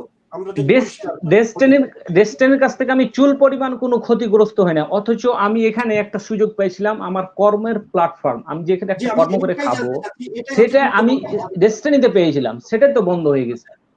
আচ্ছা, জি, আচ্ছা, আমার মনে হয় সাকিব ভাই আপনি কিছু মন্তব্য করতে পারেন, ওনাকে আমরা বিদায় দিয়ে দেবো। তবে আমি যেটা বলতে চাই, সাকিব আপনি একটু দেখেন, আমি আমি এই জিনিসটার উত্তর চাই, আপনার কাছেও চাই। সেটা হচ্ছে যে এত কিছু হয়ে গেল, বাংলাদেশের ডেস্টিনির পক্ষে কথা বলার মতো সাহসী কোনো মিডিয়াকে আজ পর্যন্ত দেখলাম না, ইনক্লুডিং ডেস্টিনির নিজস্ব মিডিয়া যে বৈশাখী টেলিভিশন, তারাও কিন্তু ভয়ে কোনো কথা, এই ভয়টা কিসের, এটা আমাদেরকে একটু মানে আপনি কি মনে করেন এই ভয় কে ভয় দেখাচ্ছে, যে এই ডেস্টিনিকে খেয়ে ফেলার জন্য এই যে জুজুর ভয়টা কে দেখাচ্ছে? এটা কি আমাকে প্রশ্ন করেছেন? আপনাকে বলেছি। জি, তো এটা আসলে স্পষ্টত মানে প্রতীয়মান হচ্ছে যে এটা সরকারের পক্ষ থেকেই কিন্তু এটা করা হয়েছে ডেস্টিনিটাকে, এবং এই কারণেই কোনো মিডিয়া কিন্তু সে অর্থে ডেস্টিনির পাশে দাঁড়াতে পারেনি। আমি তারপরে একটু আপনাকে মনে করিয়ে দিতে চাই যে ইমদাদুল হক মিলন, তিনি কালের কণ্ঠ পত্রিকাতে তিনি অনেক চেষ্টা করেছিলেন ডেস্টিনির পক্ষে কথা বলার জন্য বা অবস্থান নেওয়ার জন্য, কিন্তু তিনি শেষ পর্যন্ত এটাতে সফল হননি, কারণ সরকারের উপর মহলের একটি চাপ ছিল। তো সে কারণে ওই বসুন্ধরা গ্রুপ বা তাদের যে মিডিয়াগুলো মোটামুটি চেয়েছিল ডেস্টিনির পাশে দাঁড়াতে, কিন্তু দাঁড়াতে পারেনি, কারণ যেখানে সরকারের উপর মহল চাচ্ছে না, সেখানে কোনো মিডিয়াই তো আসলে সেভাবে সরকারের বিরুদ্ধে গিয়ে শেষ পর্যন্ত কোন একটা প্রতিষ্ঠানের পক্ষে দাঁড়াতে পারে না। তো এই ডেস্টিনির ক্ষেত্রে ঠিক একই ঘটনাই ঘটেছে। আর ডেস্টিনিও যে তাদের কর্মকাণ্ডের মধ্যে একদম শতভাগ স্বচ্ছ ছিল, কারণ আপনি জানেন যে এই মাল্টি লেভেল মার্কেটিং এর এই বিষয়গুলো কিন্তু আসলে অনেকটা ধোঁয়াশার মতোই কিন্তু, এবং ডেস্টিনিও কিন্তু বলতে পারবে না যে তাদের সামগ্রিক কার্যক্রমের মধ্যে একটা সততা বা স্বচ্ছতা ছিল। তো সেজন্য ওই প্রশ্নবিদ্ধ জায়গাগুলোর কিন্তু তারা সঠিক উত্তর কিন্তু দিতে পারেনি। জনগণের যে প্রশ্নগুলো ছিল বা তাদের যে কর্মকাণ্ড নিয়ে যে বিতর্কগুলো ছিল, সেই বিতর্কের প্রেক্ষিতে তাদের ঊর্ধ্বতন কর্তৃপক্ষ কিন্তু কখনো একটি কনক্লুসিভ মানে কোনো তথ্য নিয়ে আমাদের সামনে আসতে পারেনি, অর্থাৎ ওই দায়টাও তাদের উপরে বর্তায়। আর আরেকটি বিষয় যে যারা যারা ডেস্টিনির সাথে যুক্ত রয়েছেন, যেমন মিস্টার রফিকুল আমিন বলেন বা এই মিস্টার হানুর রশিদ, সাবেক সেনাপ্রধান, তারাও কিন্তু তাদের ব্যক্তিগত লাইফে যে খুব স্বচ্ছ একটি লাইফ লিড করেছেন বা খুব সততার সাথে কাজ করেছেন, বা তাদের প্রফেশনাল লাইফে যে তারা খুব সৎ ব্যক্তিত্ব ছিলেন, সেটা কিন্তু আমরা বলতে পারবো না। তাদের লাইফের মধ্যেও কিন্তু অনেক ধরনের ত্রুটি বিচ্যুতি বা তাদেরকে নিয়েও কিন্তু অনেক জনমনে প্রশ্ন ছিল। তো সেজন্য আসলে ওভারঅল আমি মনে করি যে একটি ইনভেস্টিগেটিভ জার্নালিজম দরকার, যেটার মাধ্যমে যে আসলে what went wrong with destiny, এ ধরনের একটি মানে একটি রিপোর্ট দরকার, যেটার মাধ্যমে আমরা আসলে বুঝতে পারবো যে অ্যাকচুয়ালি কি কারণে এটা কলাপস করলো এবং কি কারণে এটিকে এভাবে সরকার বন্ধ করে, বা সরকারের বা এখানে কি স্বার্থ ছিল, এগুলো নিয়ে আসলে আরো অধিকতর তদন্ত প্রয়োজন, সাকিব ভাই, কারণ এখানে আমরা পক্ষে বিপক্ষে দেখছি কথা যে আসবেই। স্পষ্ট যে রফিকুল আমিন ডেস্টিনির যিনি পরিচালক, তিনি টাকা পাচার করেছেন, টাকা পাচার মামলা এবং বিভিন্ন মামলায় বর্তমানে সম্প্রতি তাকে 12 বছরের কারাদণ্ড দেওয়া হয়েছে। এখন এই বিষয়গুলি যদি সত্যি আপনার কথা, আপনি একজন বিনিয়োগকারী হিসেবে যেটি বলছেন যে আপনার কোনো অভিযোগ নেই, এটা অবশ্যই খতিয়ে দেখা প্রয়োজন। আমরা এই মুহূর্তে আসলে কোনো মন্তব্য করতে পারছি না, আমি না, ব্যক্তিগত এখন ভাবে। বিনিয়োগকারী আপনি দেখবেন যে এই যে সম্প্রতি যে ইভ্যালি হলো, ইভ্যালি কাণ্ড, এই ইভ্যালির দেখবেন এই যারা এই মিস্টার রাসেল বা তার স্ত্রীর পক্ষেই কিন্তু যেসব লোকজন যারা ইভ্যালিতে ইনভেস্ট করেছেন, তারা কিন্তু কথা বলছেন। কিন্তু তার মানে কিন্তু এটা নয় আমি বলতে পারি যে মিস্টার রাসেল বা তার ওয়াইফ তারা খুব স্বচ্ছ ক্যারেক্টারের মানুষ। তারা কিন্তু প্রতারক, এবং তারা কিন্তু প্রতারণার জন্য ইভ্যালি খুলেছেন। কিন্তু এখন বিনিয়োগকারী যারা, তারা হয়তো একটা আশা করছেন যে হয়তো বা যদি রাসেলকে ছেড়ে দেওয়া হয়, তাহলে হয়তো আমরা আমাদের এই টাকাটা ফেরত পাবো, এই ধরনের একটা ভ্রান্ত ধারণায় তারা রয়েছেন, এবং এই কারণেই তারা তাদের পক্ষ নিচ্ছেন। বাট আমরা যারা সাংবাদিকতা করি তারা তো জানি যে এই রাসেল একটা প্রতারক বা একটা বাটপার। তো এটাই হচ্ছে ব্যাপার যে এখন যারা বিনিয়োগ করেছেন তাদের কোনো আশা নেই। তারা আশা হিসেবে ওটাই ভাবছেন যে হয়তো রাসেল মুক্তি পেলে হয়তো তারা তাদের বিনিয়োগের অর্থটা ফেরত পাবেন বা যে টাকাটা তাদের খোয়া গিয়েছে সেটা ফেরত পাবেন।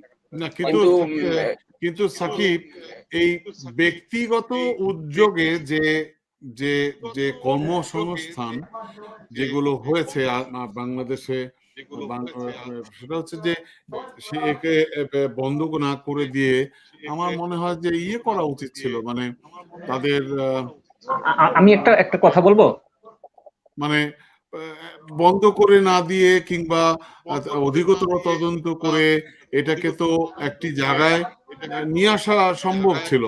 এখন আপনি দেখেন সরকারি পর্যায়ে বেসরকারি পর্যায়ে যে লুটপাট হচ্ছে, আমরা ব্যাংকের রিপোর্ট করছি, এই যে ব্যাংকে যে লুটপাট হচ্ছে, হরিলুট হচ্ছে, তো কই সরকারের কাছ থেকে কি আপনি কোন রকম অ্যাকশন দেখতে পাচ্ছেন না? কিন্তু এখানে দেখতে পাচ্ছেন। কারণটা কি? কারণ হচ্ছে এখানে সরকারি মানে এই আওয়ামী লীগ সরকারের শেখ হাসিনার পরিবারের সদস্যরা যুক্ত। হ্যাঁ, এই স্বার্থ সংশ্লিষ্ট বিষয়ে যে একটা জিনিস মনে রাখবেন, যেই সব সংগঠন, যে কোনো ব্যক্তি চূড়ান্ত ভাবে মানে বিপদে পড়ে গেছে এবং সাংঘাতিক ভাবে ক্ষতিগ্রস্ত হয়েছে যেসব সংগঠন, সবগুলো খোঁজ নিয়ে দেখুন যে শেখ হাসিনার পরিবারের সদস্যরা এর সাথে জড়িত। ডেস্টিনির ক্ষেত্রেও যে এমন, আমি একটা কথা বলবো। জি জি বলুন। আমি সাকিব ভাইয়ের প্রশ্নের সাথে দ্বিমত পোষণ করছি। এইরকম দেখেন, ইভ্যালি এবং ডেস্টিনি এক না। ডেস্টিনির স্থায়ী সম্পদ আছে, ডেস্টিনি যতগুলা জায়গায় বিনিয়োগ করেছে সবগুলো স্থায়ী সম্পদ, এবং সেটার বাজার মূল্য এখন অনেক, যেটা আয়ের পরের দিন 13 তারিখে সমকাল পত্রিকায় প্রকাশিত করছে। বর্তমানে ডেস্টিনির সম্পত্তি 13,000 কোটি টাকা প্লাস।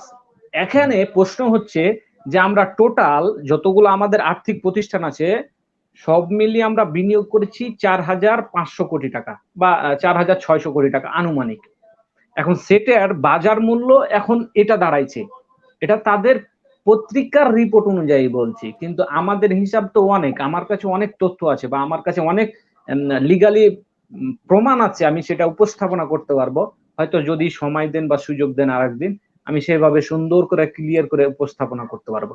কিন্তু ইভ্যালি এবং ডেস্টিনি এক না, ওটা একটা প্ল্যাটফর্ম, আমাদেরটা আরেকটা প্ল্যাটফর্ম। ওদের নিজস্ব কোনো সম্পদ না, আমাদের অনেক সম্পদ আছে, অথচ আমরা খেতে পাচ্ছি না, আমরা অসহায় জীবনযাপন করছি, আমরা কর্মসংস্থান হারাইছি। মূল কথা হচ্ছে সবচেয়ে মজার ব্যাপার খান ভাই, আমি ওই গতকালকে পড়ছিলাম, এগুলো সব তত্ত্বাবধানের জন্য পুলিশকে দায়িত্ব দিয়েছে এবং একটি কমিটি করে দিয়েছে, এবং তাদের যে সয় সম্পত্তি গুলো এগুলো এখন হরিলুট করছে, অনেকে এগুলো নিজেদের নামে বেনামে বিক্রি করতে নিয়ে নিচ্ছে।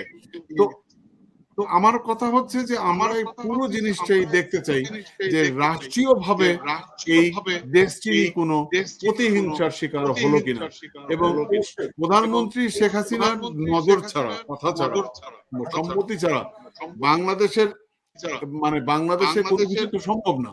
বাংলাদেশের একটি পাতাও গাছ থেকে পড়বে না শেখ হাসিনার কথা। তো এই যদি হয় অবস্থা, তাহলে এই দেশটিতে মানে আমাদের প্রধানমন্ত্রী কি ধরনের সম্পৃক্ত তারা আছে এটাও আমাদেরকে একটু দেখা দরকার। কারণ আমি এ পর্যন্ত যতজনের সাথে কথা বলেছি ওনারা ভয়ে কথা বলতে চান না। দেশটির ব্যাপারে এত ভয় কেন? নিশ্চয়ই এখানে প্রধানমন্ত্রী শেখ হাসিনার হস্তক্ষেপ আছে। নিশ্চয়ই সেই বিষয়ে তদন্ত হওয়া দরকার, যেহেতু বাংলাদেশের মিডিয়া সেইটা সাকিব ভাই বললেন যে হয়তো। আমিন ভাই, আপনাকে অনেক ধন্যবাদ। আপনাকে আমরা পরবর্তী অনুষ্ঠানে আমরা আপনার সাথে কথা বলবো। জি ধন্যবাদ নাগরিক টেলিভিশনে। আসসালামু আলাইকুম সকলকে। ওয়ালাইকুম আসসালাম, আবারও দেখা হবে, আপনার সাথে কথা হবে। জিতু ভাই, আপনার কথা আমি মনে হয় ইকো শুনছিলাম। না ওই আমিন ভাইয়ের জন্য ইকো হচ্ছিল। আচ্ছা, যাই হোক, এখন ঠিক হয়েছে। আমরা মনে হয় মানে অনুষ্ঠানের শেষের দিকে, তো যেহেতু আমি সাকিব ভাইকে পেয়েছি, আমি আর একটি বিষয় খুব ছোট করে জানতে চাইবো, খুব অল্প সময়ের জন্য আপনাদের দুজনের মন্তব্য জানতে চাইবো। সেটা হলো যে আমাদের বাংলাদেশের রাজনীতি নিয়ে আমরা রাজনীতি নিয়ে যেটা যে আন্দোলন বা হচ্ছে আমাদের গণতন্ত্র, আমাদের সবচেয়ে বড় সংকট এই মুহূর্তে বাংলাদেশের হচ্ছে আমাদের বাংলাদেশে গণতন্ত্রহীনতা। এবং আমরা নাগরিক টেলিভিশন আমরা সবচেয়ে আমরা যেটা আওয়াজ তুলেছি যে আমরা গণতন্ত্রের পক্ষে কথা বলছি, সেই গণতন্ত্র নিয়ে আমার একটা প্রশ্ন যে সাকিব ভাই, আপনি কি মনে করেন বাংলাদেশে, আমি যদি বলি যে গত 14 সালের নির্বাচন এবং 18 সালের নির্বাচন বৈধ নয়, এবং এর অসংখ্য মানে প্রমাণ ডকুমেন্ট রয়েছে, বিশেষ করে 18 নির্বাচন যদি বলি, 18 নির্বাচন থেকে এখন পর্যন্ত প্রায় 4 বছর হতে চলছে, তাই তো?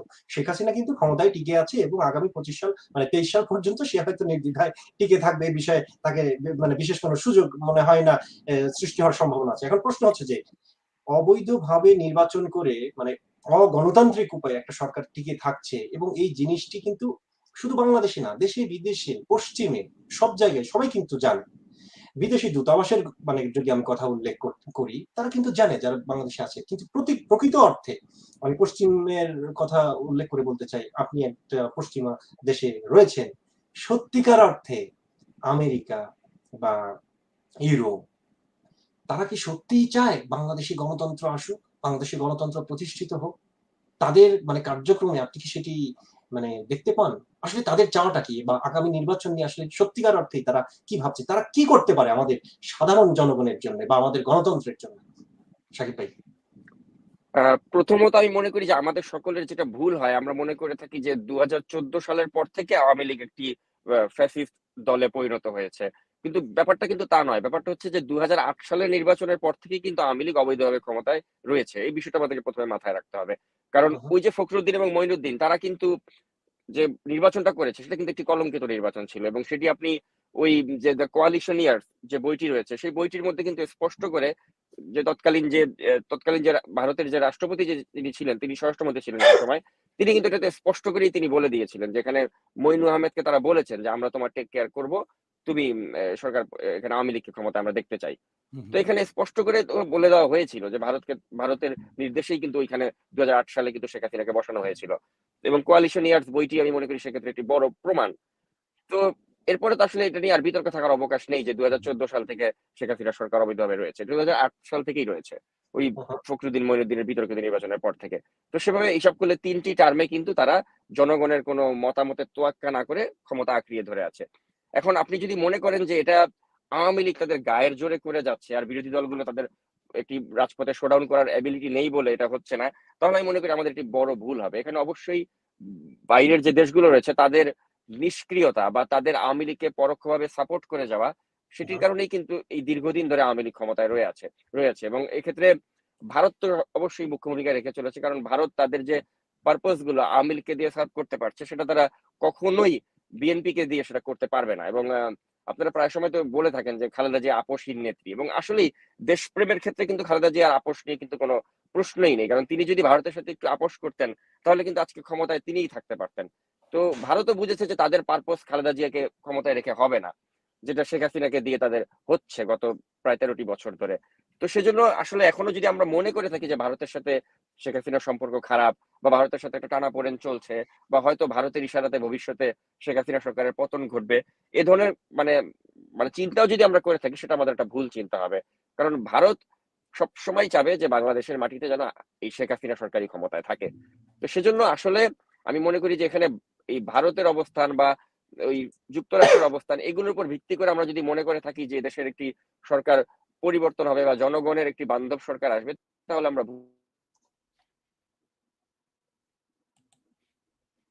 জিতু ভাই, আপনার শোনা যাচ্ছে না। জি হ্যাঁ, আমি আবার আসছি।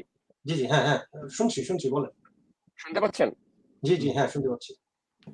তো আমি যেটা মনে করি আসলে যে এখানে আমাদের জনগণের একটি সরকার প্রতিষ্ঠা করতে গেলে যেটা দরকার, যে জনগণের অংশগ্রহণের রাজপথে একটি গণ আন্দোলন করতে হবে, এছাড়া কোনো বিকল্প নেই। এখানে আমরা যদি ভেবে থাকি যে আমেরিকা ইন্টারফেয়ার করবে বা ভারত ইন্টারফেয়ার করবে এবং তার মাধ্যমে আমাদের দেশে গণতন্ত্র প্রতিষ্ঠা হবে, কারণ এই দেশগুলো কখনোই চায় না যে আমাদের মতো একটি উন্নয়নশীল দেশ একটি উন্নত দেশে পরিণত হোক, তারা তাদের নিজেদের স্বার্থটাই দেখবে। তো এখন আমাদের জনগণের সময় এসেছে আমাদের স্বার্থটা আমাদের দেখতে হবে, আর আমাদের স্বার্থ আমাদের দেখতে গেলে আমি মনে করি যে কোনো একটি ফ্যাসিস্ট রেজিমের আপনি পরিবর্তন করতে চাইলে সেখানে রাজপথে জনগণের একটি স্বতঃস্ফূর্ত অংশগ্রহণ প্রয়োজন, এবং তার মাধ্যমেই যে কোনো ফ্যাসিস্টকে আপনি উৎখাত করতে পারেন। আপনি শ্রীলঙ্কাতেই দেখেন, শ্রীলঙ্কাতে কি হলো, যে জনগণ রাস্তায় নেমে কিন্তু তারা প্রতিবাদ করেছে এবং তারা প্রতিরোধের মুখে কিন্তু এই যারা স্বৈর শাসক ছিল শ্রীলঙ্কার, তারা কিন্তু পালাতে বাধ্য হয়েছে। তো আমাদের দেশে আমরা ওই সেম জিনিসটা আমরা দেখতে চাই, এবং সেটা দেখার জন্য আপনি যদি মনে করে থাকেন যেখানে আইন শৃঙ্খলা রক্ষাকারী বাহিনী রয়েছে, তারা নির্যাতন করছে, নিপীড়ন করছে, তাই মানুষ রাজপথে নামতে ভয় পায়। কিন্তু আমি মনে করি এটার পুরো চিত্রটাই পাল্টিয়ে যাবে যদি 5 লাখ বা 6 লাখ লোক যদি ঢাকা শহরে নামে। আপনি দেখবেন যে এরা সংখ্যায় খুবই অল্প, এবং পুলিশ কিন্তু ওই 5 লাখ 6 লাখ লোকের উপরে কিন্তু গুলি চালাবে না।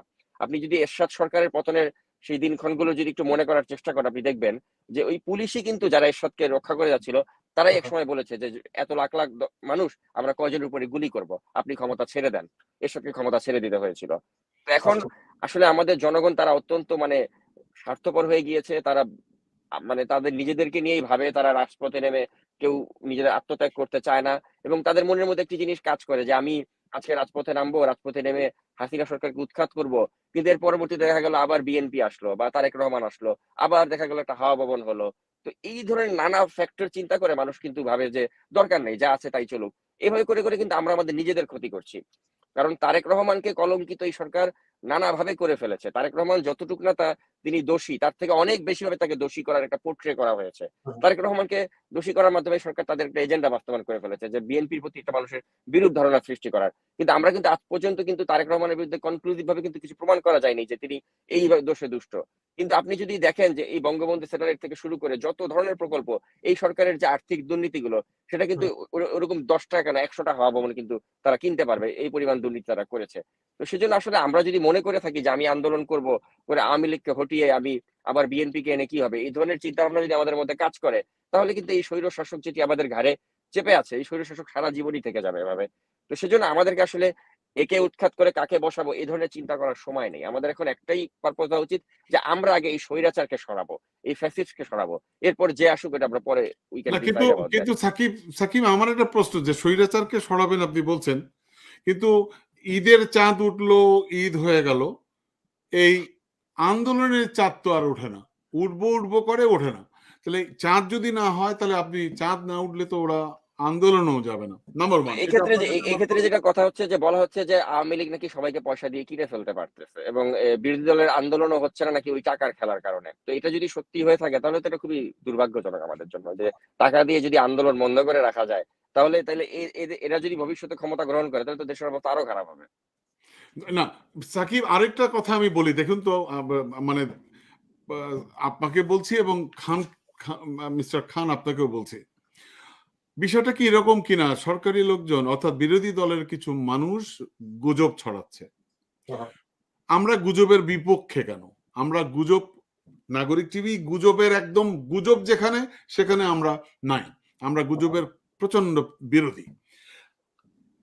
গুজব হলে কি হয়? এখন গুজবের কারণে কি হচ্ছে? অমুকের বিরুদ্ধে স্যাংশন আছে, তমুকের বিরুদ্ধে স্যাংশন আছে, হাসিনার বিরুদ্ধে স্যাংশন আছে, কোনো চিন্তা নাই, বাড়িতে বসে থাকো, আন্দোলনের দরকার নাই, এমনি গভর্নমেন্ট সরকার পড়ে যাবে। সুকল্পিতভাবে এই ধরনের গুজব ছড়ানো হচ্ছে, এবং যারা গুজব ছড়াচ্ছে তারা সরকারি লোক, সরকারি অর্থে তারা লালিত। অর্থাৎ সরকারের বিরুদ্ধে কেউ যেন সংগ্রাম না করে, আন্দোলন না করে, বাড়িতে বসে থাকো, কোনো চিন্তা নাই, আমেরিকায় এত বেশি স্যাংশন দিবে আগামীতে, এই আসতেছে আগামী সপ্তাহে, চুপ করে বসে থাকো, আওয়ামী লীগ এমনি পালাবে। এরকম অনেকগুলো কারণ আছে। ছোট ভাই যেটা বললেন, নিঃসন্দেহে এটা বাস্তবতা, এটা সত্যিকার অর্থে একটা বাস্তবতা, যে মানে মানে আওয়ামী লীগের পক্ষ থেকে বিএনপির মধ্যে এরকম নিঃসন্দেহে এটা বাস্তবতা যে অনেক মানুষ আছে যারা আওয়ামী লীগেরই হয়তো মদতপুষ্ট বা আওয়ামী লীগের কাছ থেকে সুবিধা ভোগ করছে, যে কারণে তারা কিন্তু এই আন্দোলনে ওইভাবে অংশগ্রহণ করতে চাচ্ছে না, বা তারা ওইভাবে একটা গণ আন্দোলন হোক সেটা চাচ্ছে না। এটা একটা প্রথম ব্যাপার। দ্বিতীয় কথা হচ্ছে যে জনগণকে আসলে কোনোভাবে, বিশেষ করে আওয়ামী সরকার যেটা দেখবেন, যে আওয়ামী লীগের সাধারণ সম্পাদক কাদের, মানে আব্দুল কাদের, উনি যেভাবে কথা বলেন, বা আওয়ামী লীগের আরো কয়েকজন মন্ত্রী আছেন, তারা যেভাবে তাচ্ছিল্য করে বিএনপিকে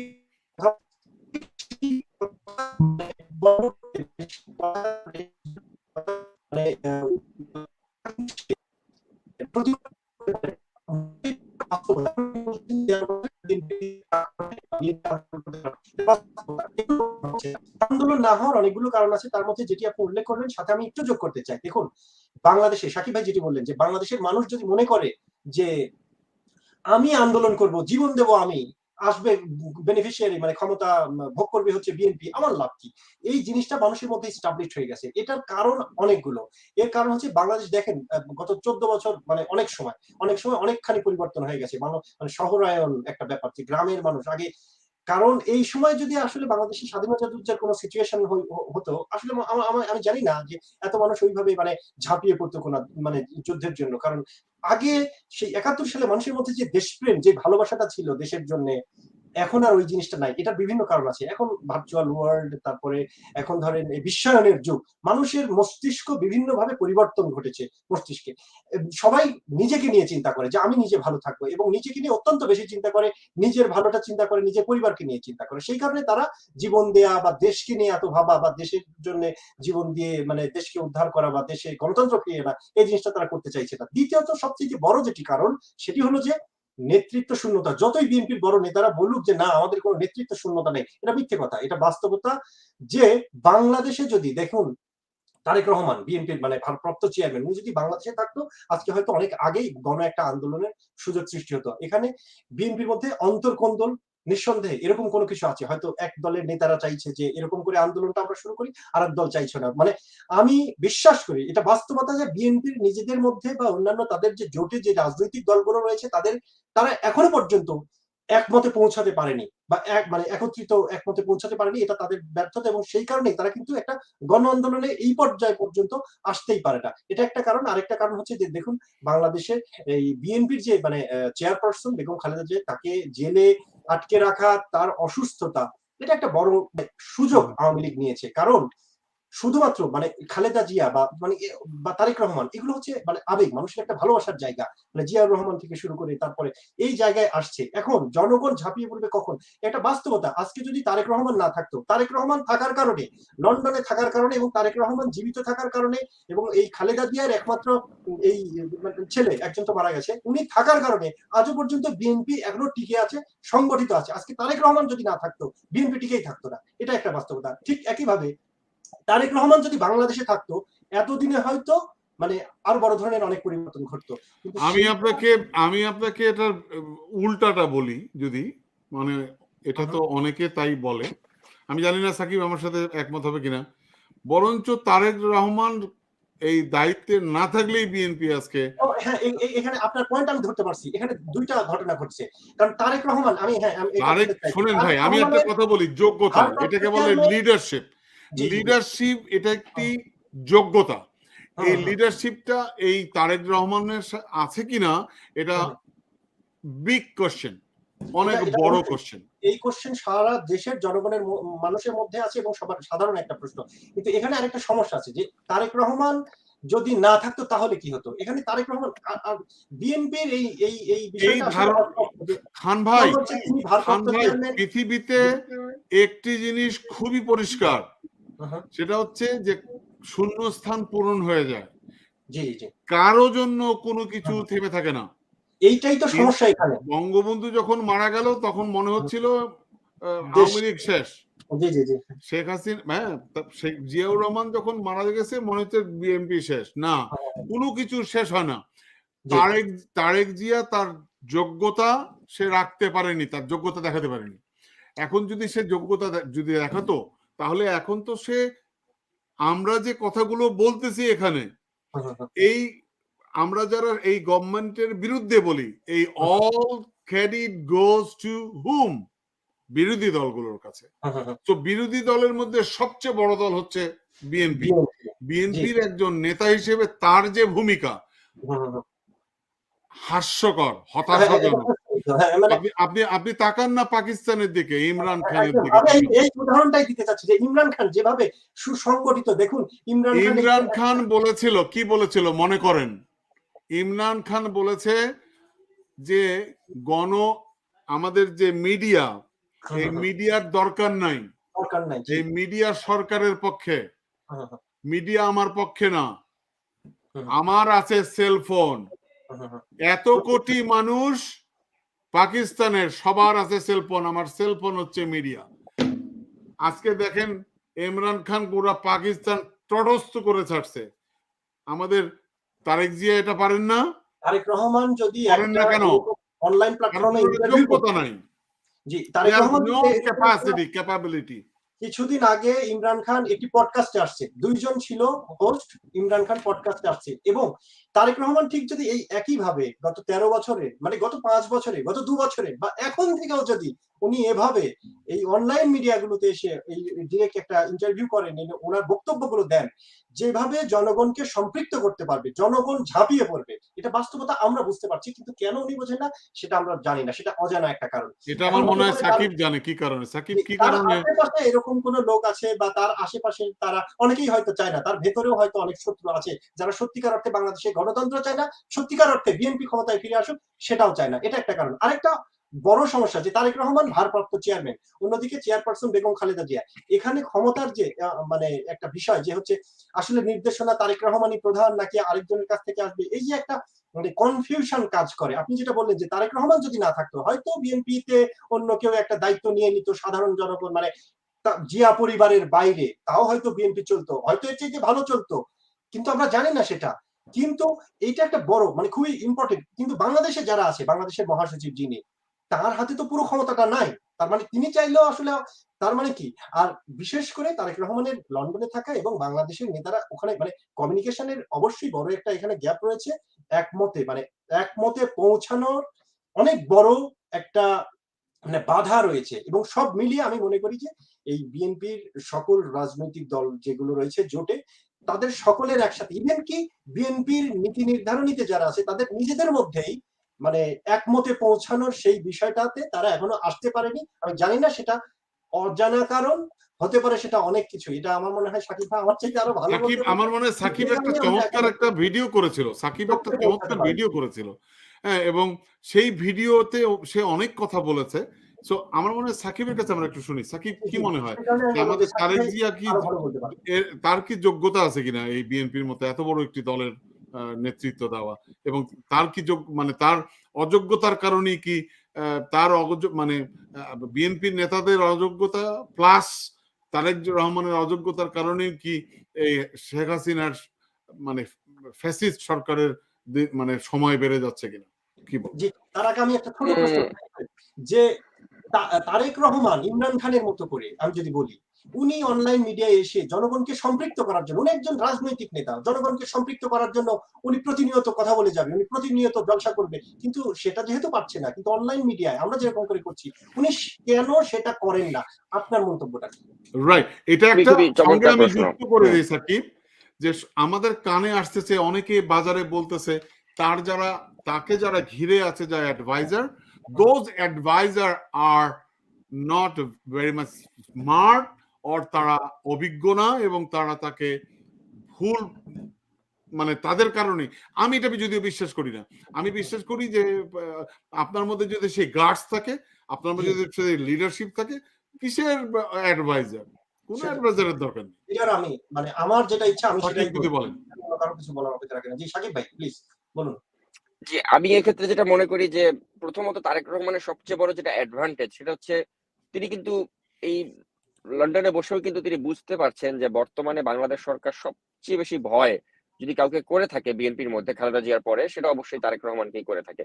এটা ওনার একটা বিগেস্ট অ্যাডভান্টেজ, এবং অ্যাডভান্টেজ এই কারণে যে সরকার থেকে ভয় পায়, তো ভয় পাওয়ার মতো নিশ্চয়ই তিনি একটা কিছু করেছেন যে কারণে ভয় পায়, যে কারণে তাদেরকে ওই মিডিয়া, সমস্ত বাংলাদেশের মিডিয়াকে বলতে হয়েছে যে তোমরা কেউ তারেক রহমানের বক্তব্য প্রচার করতে পারবে না, আইন করে তারা করেছে তারেক রহমানের বক্তব্য কোনো মিডিয়াতে যাবে না।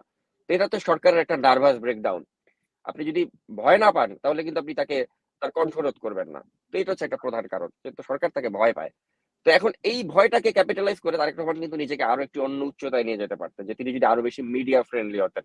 যেমন আমি আর টিটো ভাই, আমরা কিন্তু লন্ডন থেকে ঘুরে এসেছি, আমাদের একটা ইচ্ছা ছিল যে আমরা তারেক রহমানের একটা সাক্ষাৎকার নিব, তাকে আমরা নানা ধরনের প্রাসঙ্গিক বিষয়ে প্রশ্ন করব, এই আকাঙ্ক্ষাটা নিয়ে আমি কিন্তু চেয়েছিলাম তার মুখোমুখি হতে।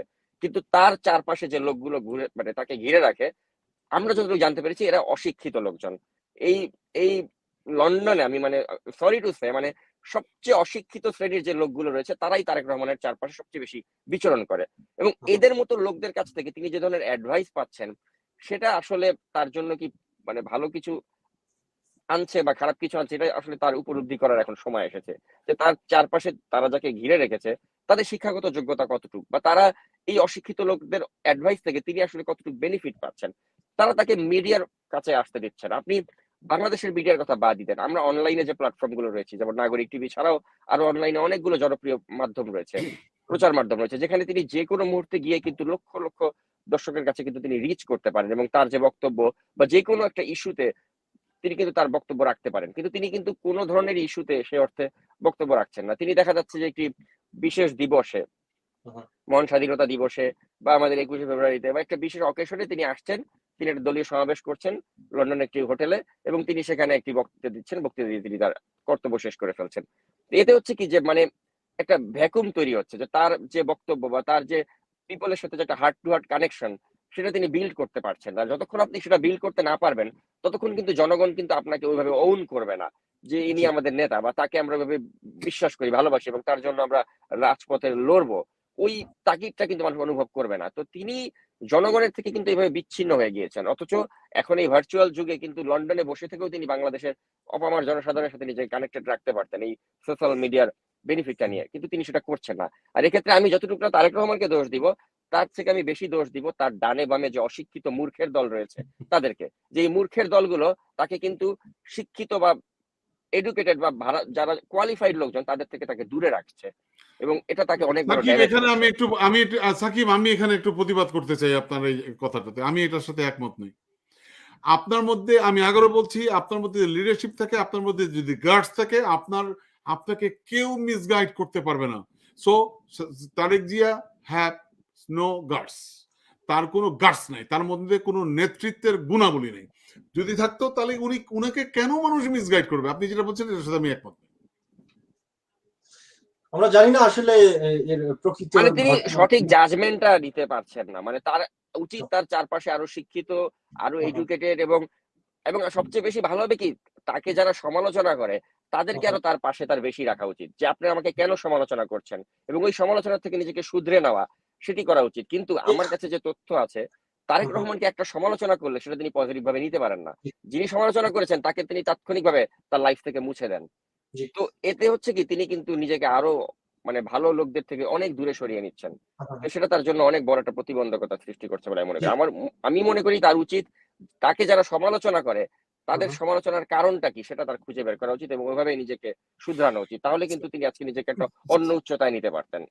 সাকিব, এখানেও আমি একটু কন্ট্রিবিউট করি আপনার সাথে সম্পূরক বলি। সেটা হচ্ছে, ভাই শুনেন, জাতিগতভাবে আমরা বাঙালিরা হচ্ছে স্বৈরাচারী মানসিকতা। আমরা কেউই 99.9% বাংলাদেশের মানুষ আমরা নিজেদের সমালোচনা হজম করতে পারি না। আমরা গণতন্ত্র করে চিৎকার করি, আমরা নিজেদের জীবনে গণতন্ত্রী না। আমি বলি আমি, আর এই আঙ্গুল দেখিয়ে বলি আমরা বলি না। গণতন্ত্রের ভাষা হচ্ছে আমরা অধিকাংশ সময় বলি আমরা বলি না, বলি আমার দল, আমাদের দল বলি না। সো এটা হচ্ছে জাতিগতভাবে আমরা স্বৈরাচারী। সুতরাং এখান থেকে উনি বাইরে না। কিন্তু আমরা এই কথাগুলো বলি এজন্য বারবার ঘুরে ফিরে বিএনপির কথা বলি কেন? কারণ অধিক সময় তারা ক্ষমতায় ছিল এবং তাদের সাথে জনগণের একটা সম্পৃক্ততা আছে, এবং সব থেকে মানে আওয়ামী লীগ এবং বিএনপি এটা বড় দল, এবং বিএনপির উপর মানুষের ভরসা অনেক বেশি যে এই বিএনপি পারে এই স্বৈর শাসনের মুক্তি দিতে। সো এই জন্যই কথাগুলো বলা। বাস্তবতা একদমই বাস্তব বলেছেন। আপনারা দুজনই চমৎকার বলেছেন। আর আপনাদের সাথে যেই কথাটা না বললেই নয়, তারেক রহমানের যোগ্যতা অযোগ্যতা নিয়ে অনেক প্রশ্ন আসলো, সেটা থেকে আমি বলবো যোগ্যতা অযোগ্যতায় আমি যাবো না। এখানে একটা গুরুত্বপূর্ণ বিষয় দেখুন, খালেদা জিয়া তারেক রহমানের আপন মা, তিনি কিন্তু আজকে মৃত্যু শয্যায়, তিনি হসপিটালে, তিনি জেল জরিমানার জুলুমের শিকার হচ্ছে। কিন্তু তারেক রহমান, তার সন্তান, তার ভাই কোকো মারা গেল, কিন্তু এই তারেক রহমান, এই খালেদা জিয়া তার মা বেঁচে আছে এখনো, কিন্তু তার এমতো মানে এরকম একটা অবস্থায় তারেক রহমানের কি ধরনের ভূমিকা পালন করা উচিত ছিল, কি ধরনের সেই মানে আওয়াজটা আসলে দেয়ার প্রয়োজন ছিল, যেটা কিন্তু আমরা দেখি নাই এখনো। তো এটা একটা বড় কোশ্চেন নিঃসন্দেহে দাঁড়ায়, কিন্তু তারপরে আমি বলবো আমরা আসলে আলোচনা করছি, সাকিব ভাই এবং টিটু ভাই যেটা বললেন যে সমালোচনাটা আসলে সহ্য করাটা, এবং প্রত্যেকটা কর্মী, দেশের প্রত্যেকটা জনগণকে আসলে মনে করা যে প্রত্যেকেই তার প্রয়োজন, আর স্বৈরাচার ওই মনোভাব যদি থাকে সেটা প্রকাশিত হবে এবং সে ঘৃণিত হবে কোনো না কোনো একটা সময় নিঃসন্দেহে। তাই আমি বলবো যে আমরা এটা প্রয়োজন অনুভব করছি, আমরা নাগরিক টিভির পক্ষ থেকে আমরা আসলে প্রয়োজন অনুভব করছি, যেহেতু আমরা বাংলাদেশে গণতন্ত্র চাই, সে কারণে আমরা আসলে এটা প্রয়োজনীয়তা থেকে অনুভব করে বলছি যে বাংলাদেশে বিএনপি যেহেতু একটি বড় রাজনৈতিক দল এবং তাদের সেই সক্ষমতা আছে, তাদের সেই মানুষের মানে জনপ্রিয়তা আছে, মানুষ তাদেরকে চায় নিঃসন্দেহে, একটা বেশি সংখ্যক মানুষ আওয়ামী লীগের পরে। কাজেই সেই বিএনপি দল যদি একটু সোচ্চার হয়, তারা যদি একটু নিজেদের স্বার্থের কথা, বিশেষ স্বার্থের কথা চিন্তা না করে জনগণের স্বার্থের কথা চিন্তা করে, নিঃসন্দেহে সম্ভব তাদের দ্বারা। আর আমি বলবো যে তারেক রহমান, আমাদের পক্ষ থেকে আমি বলবো যে আমরা সবারই কিন্তু একমত যে তারেক রহমান জনসম্পৃক্ততা বাড়ানোর জন্য, তার যেহেতু বাংলাদেশের মেইন স্ট্রিম মিডিয়া তাকে বর্জন করেছে, তার সংবাদ প্রচার করে না, তার বক্তব্য দেখায় না, সেই ক্ষেত্রে নো ম্যাটার সে যদি অনলাইন মিডিয়াগুলোতে আসে, আমি বলছি না যে নাগরিক টিভিতেই আসতে হবে, অসংখ্য অনেকগুলো প্ল্যাটফর্ম রয়েছে, জনপ্রিয় প্ল্যাটফর্ম, সেখানে এসে তিনি যদি তার মনের কথাগুলো বলেন, তিনি যদি জনগণের সম্পৃক্ততার কথা নিয়ে তিনি যদি মানে বলেন যে কি করতে হবে, জনগণকে একটা নির্দেশনা দেন, তার একটা সরাসরি নির্দেশনায় জনগণ যেভাবে স্বতঃস্ফূর্ত ভাবে রাস্তায় নেমে পড়বে, বাংলাদেশের কোন রাজনৈতিক দলের কোন নেতার কথায় জনগণ এভাবে রাস্তায় নামবে না। এটা বাস্তবতা কিনা টিটু ভাই? একদম বাস্তবতা। কিছু না, কিছুই লাগবে না, শেখ খালেদা জিয়া একটু খারাপে দাঁড়ায় যাবে, রাস্তায় দাঁড়ালে দেখবেন লক্ষ লক্ষ মানুষ খালেদা জিয়ার পিছনে দাঁড়িয়ে যাবে। সো এটা বলে লাভ নাই। আমরা অনুষ্ঠানের শেষ পর্যায়ে চলে এসেছি। সাকিব, আপনার যদি শেষ কোনো কিছু বলার থাকে বলে আপনার কথা শেষ করে আমরা অনুষ্ঠান শেষ করতে চাই। খান ভাই চমৎকার বলেছেন, আসলে খান ভাই চমৎকার বলেছেন, এরপর আসলে আর বলার মতো কিছু নেই। আমি জাস্ট এটাই বলবো যে আসলে এখন সকলেই কিন্তু বিএনপির দিকেই তাকিয়ে আছে যে একটা পরিবর্তনের জন্য। তো আসলে বিএনপি কি জানে যে তাদের প্রতি মানুষের যে এক্সপেকটেশনটা আছে, তো ওটা আসলে তাদেরকে এখন ভাবতে হবে যে তারা আসলে তাদের নিজেদের সক্ষমতা নিয়ে তাদের নিজেদেরই ভাবার সময় এসেছে। কারণ আমার মনে হয় না দে ইভেন নো যে মানে কতটা মানে সক্ষমতা তাদের রয়েছে, তারা যদি একটু সাহস করে রাজপথে নেমে জনগণকে সম্পৃক্ত করে একটি আন্দোলন করে এই সরকারের পতন ঘটায়। কিন্তু ওইটাই তাদের রিয়েলাইজ করতে হবে যে they can do it, but তাদের ওই মানে নিজেদের প্রতি আত্মবিশ্বাসটা নেই। তো সেই আত্মবিশ্বাসটা তারা ফিরে পাক, এটাই আমি চাই। অনেক ধন্যবাদ আপনাদের দুজনকে। আমরা শেষ করছি, শুরু করেছিল খান, শেষ করছি আমি। সো দর্শক, খান ভাই আপনাকেও ধন্যবাদ এবং সাকিব আপনাকেও ধন্যবাদ। ভালো থাকবেন দুজনই। জি, আপনিও ভালো থাকবেন, খান ভাই ভালো থাকবেন। আবার দেখা হবে আমাদের নিশ্চয়ই অন্য কোনো অনুষ্ঠানে। Thank you. দর্শক, এই ছিল আজকের অনুষ্ঠান এবং এই অনুষ্ঠানের শেষে একটি ঘোষণা আবারও দিতে চাই, যে ঘোষণাটি এর আগে দিয়েছিলাম। সেটি হচ্ছে যে প্রতি অনুষ্ঠানে আমরা দিচ্ছি যে আপনারা নিশ্চয়ই জানেন যে আমরা ফ্যাসিবাদী শক্তির প্রত্যক্ষ সহযোগীদের তালিকা প্রণয়ন করছি। আমরা যারা এই শেখ হাসিনা ফ্যাসিস্ট সরকারের নাটবল্টু বলছি আমরা, যারা নাটবল্টু হিসেবে কাজ করছেন, যারা তাদের সহযোগিতা করছেন, এই ফ্যাসিস্ট সরকারের সহযোগীদের তালিকা আমরা প্রণয়ন করছি এবং আমরা একটি ট্রাইব্যুনাল গঠন করতে চাচ্ছি। ফ্যাসিবাদ বিরোধী মঞ্চে আমরা তাদের বিচার করতে চাই। এই ট্রাইব্যুনালে আপনাদের কাছে আমরা অনুরোধ করছি, আপনারা আমাদেরকে নাম পাঠাবেন। এই নাটবল্টুদের মানে এই শেখ হাসিনার যারা প্রধানমন্ত্রীর লোক, যারা এই ফ্যাসিবাদকে টিকিয়ে রাখছে, তাদের নামের তালিকা আমরা চাই। আমরা ট্রাইব্যুনালে আমরা তাদের বিচার করতে চাই। ভালো থাকবেন, সুস্থ থাকবেন। আগামী অনুষ্ঠান দেখার আমন্ত্রণ জানিয়ে শেষ করছি। আসসালামু আলাইকুম।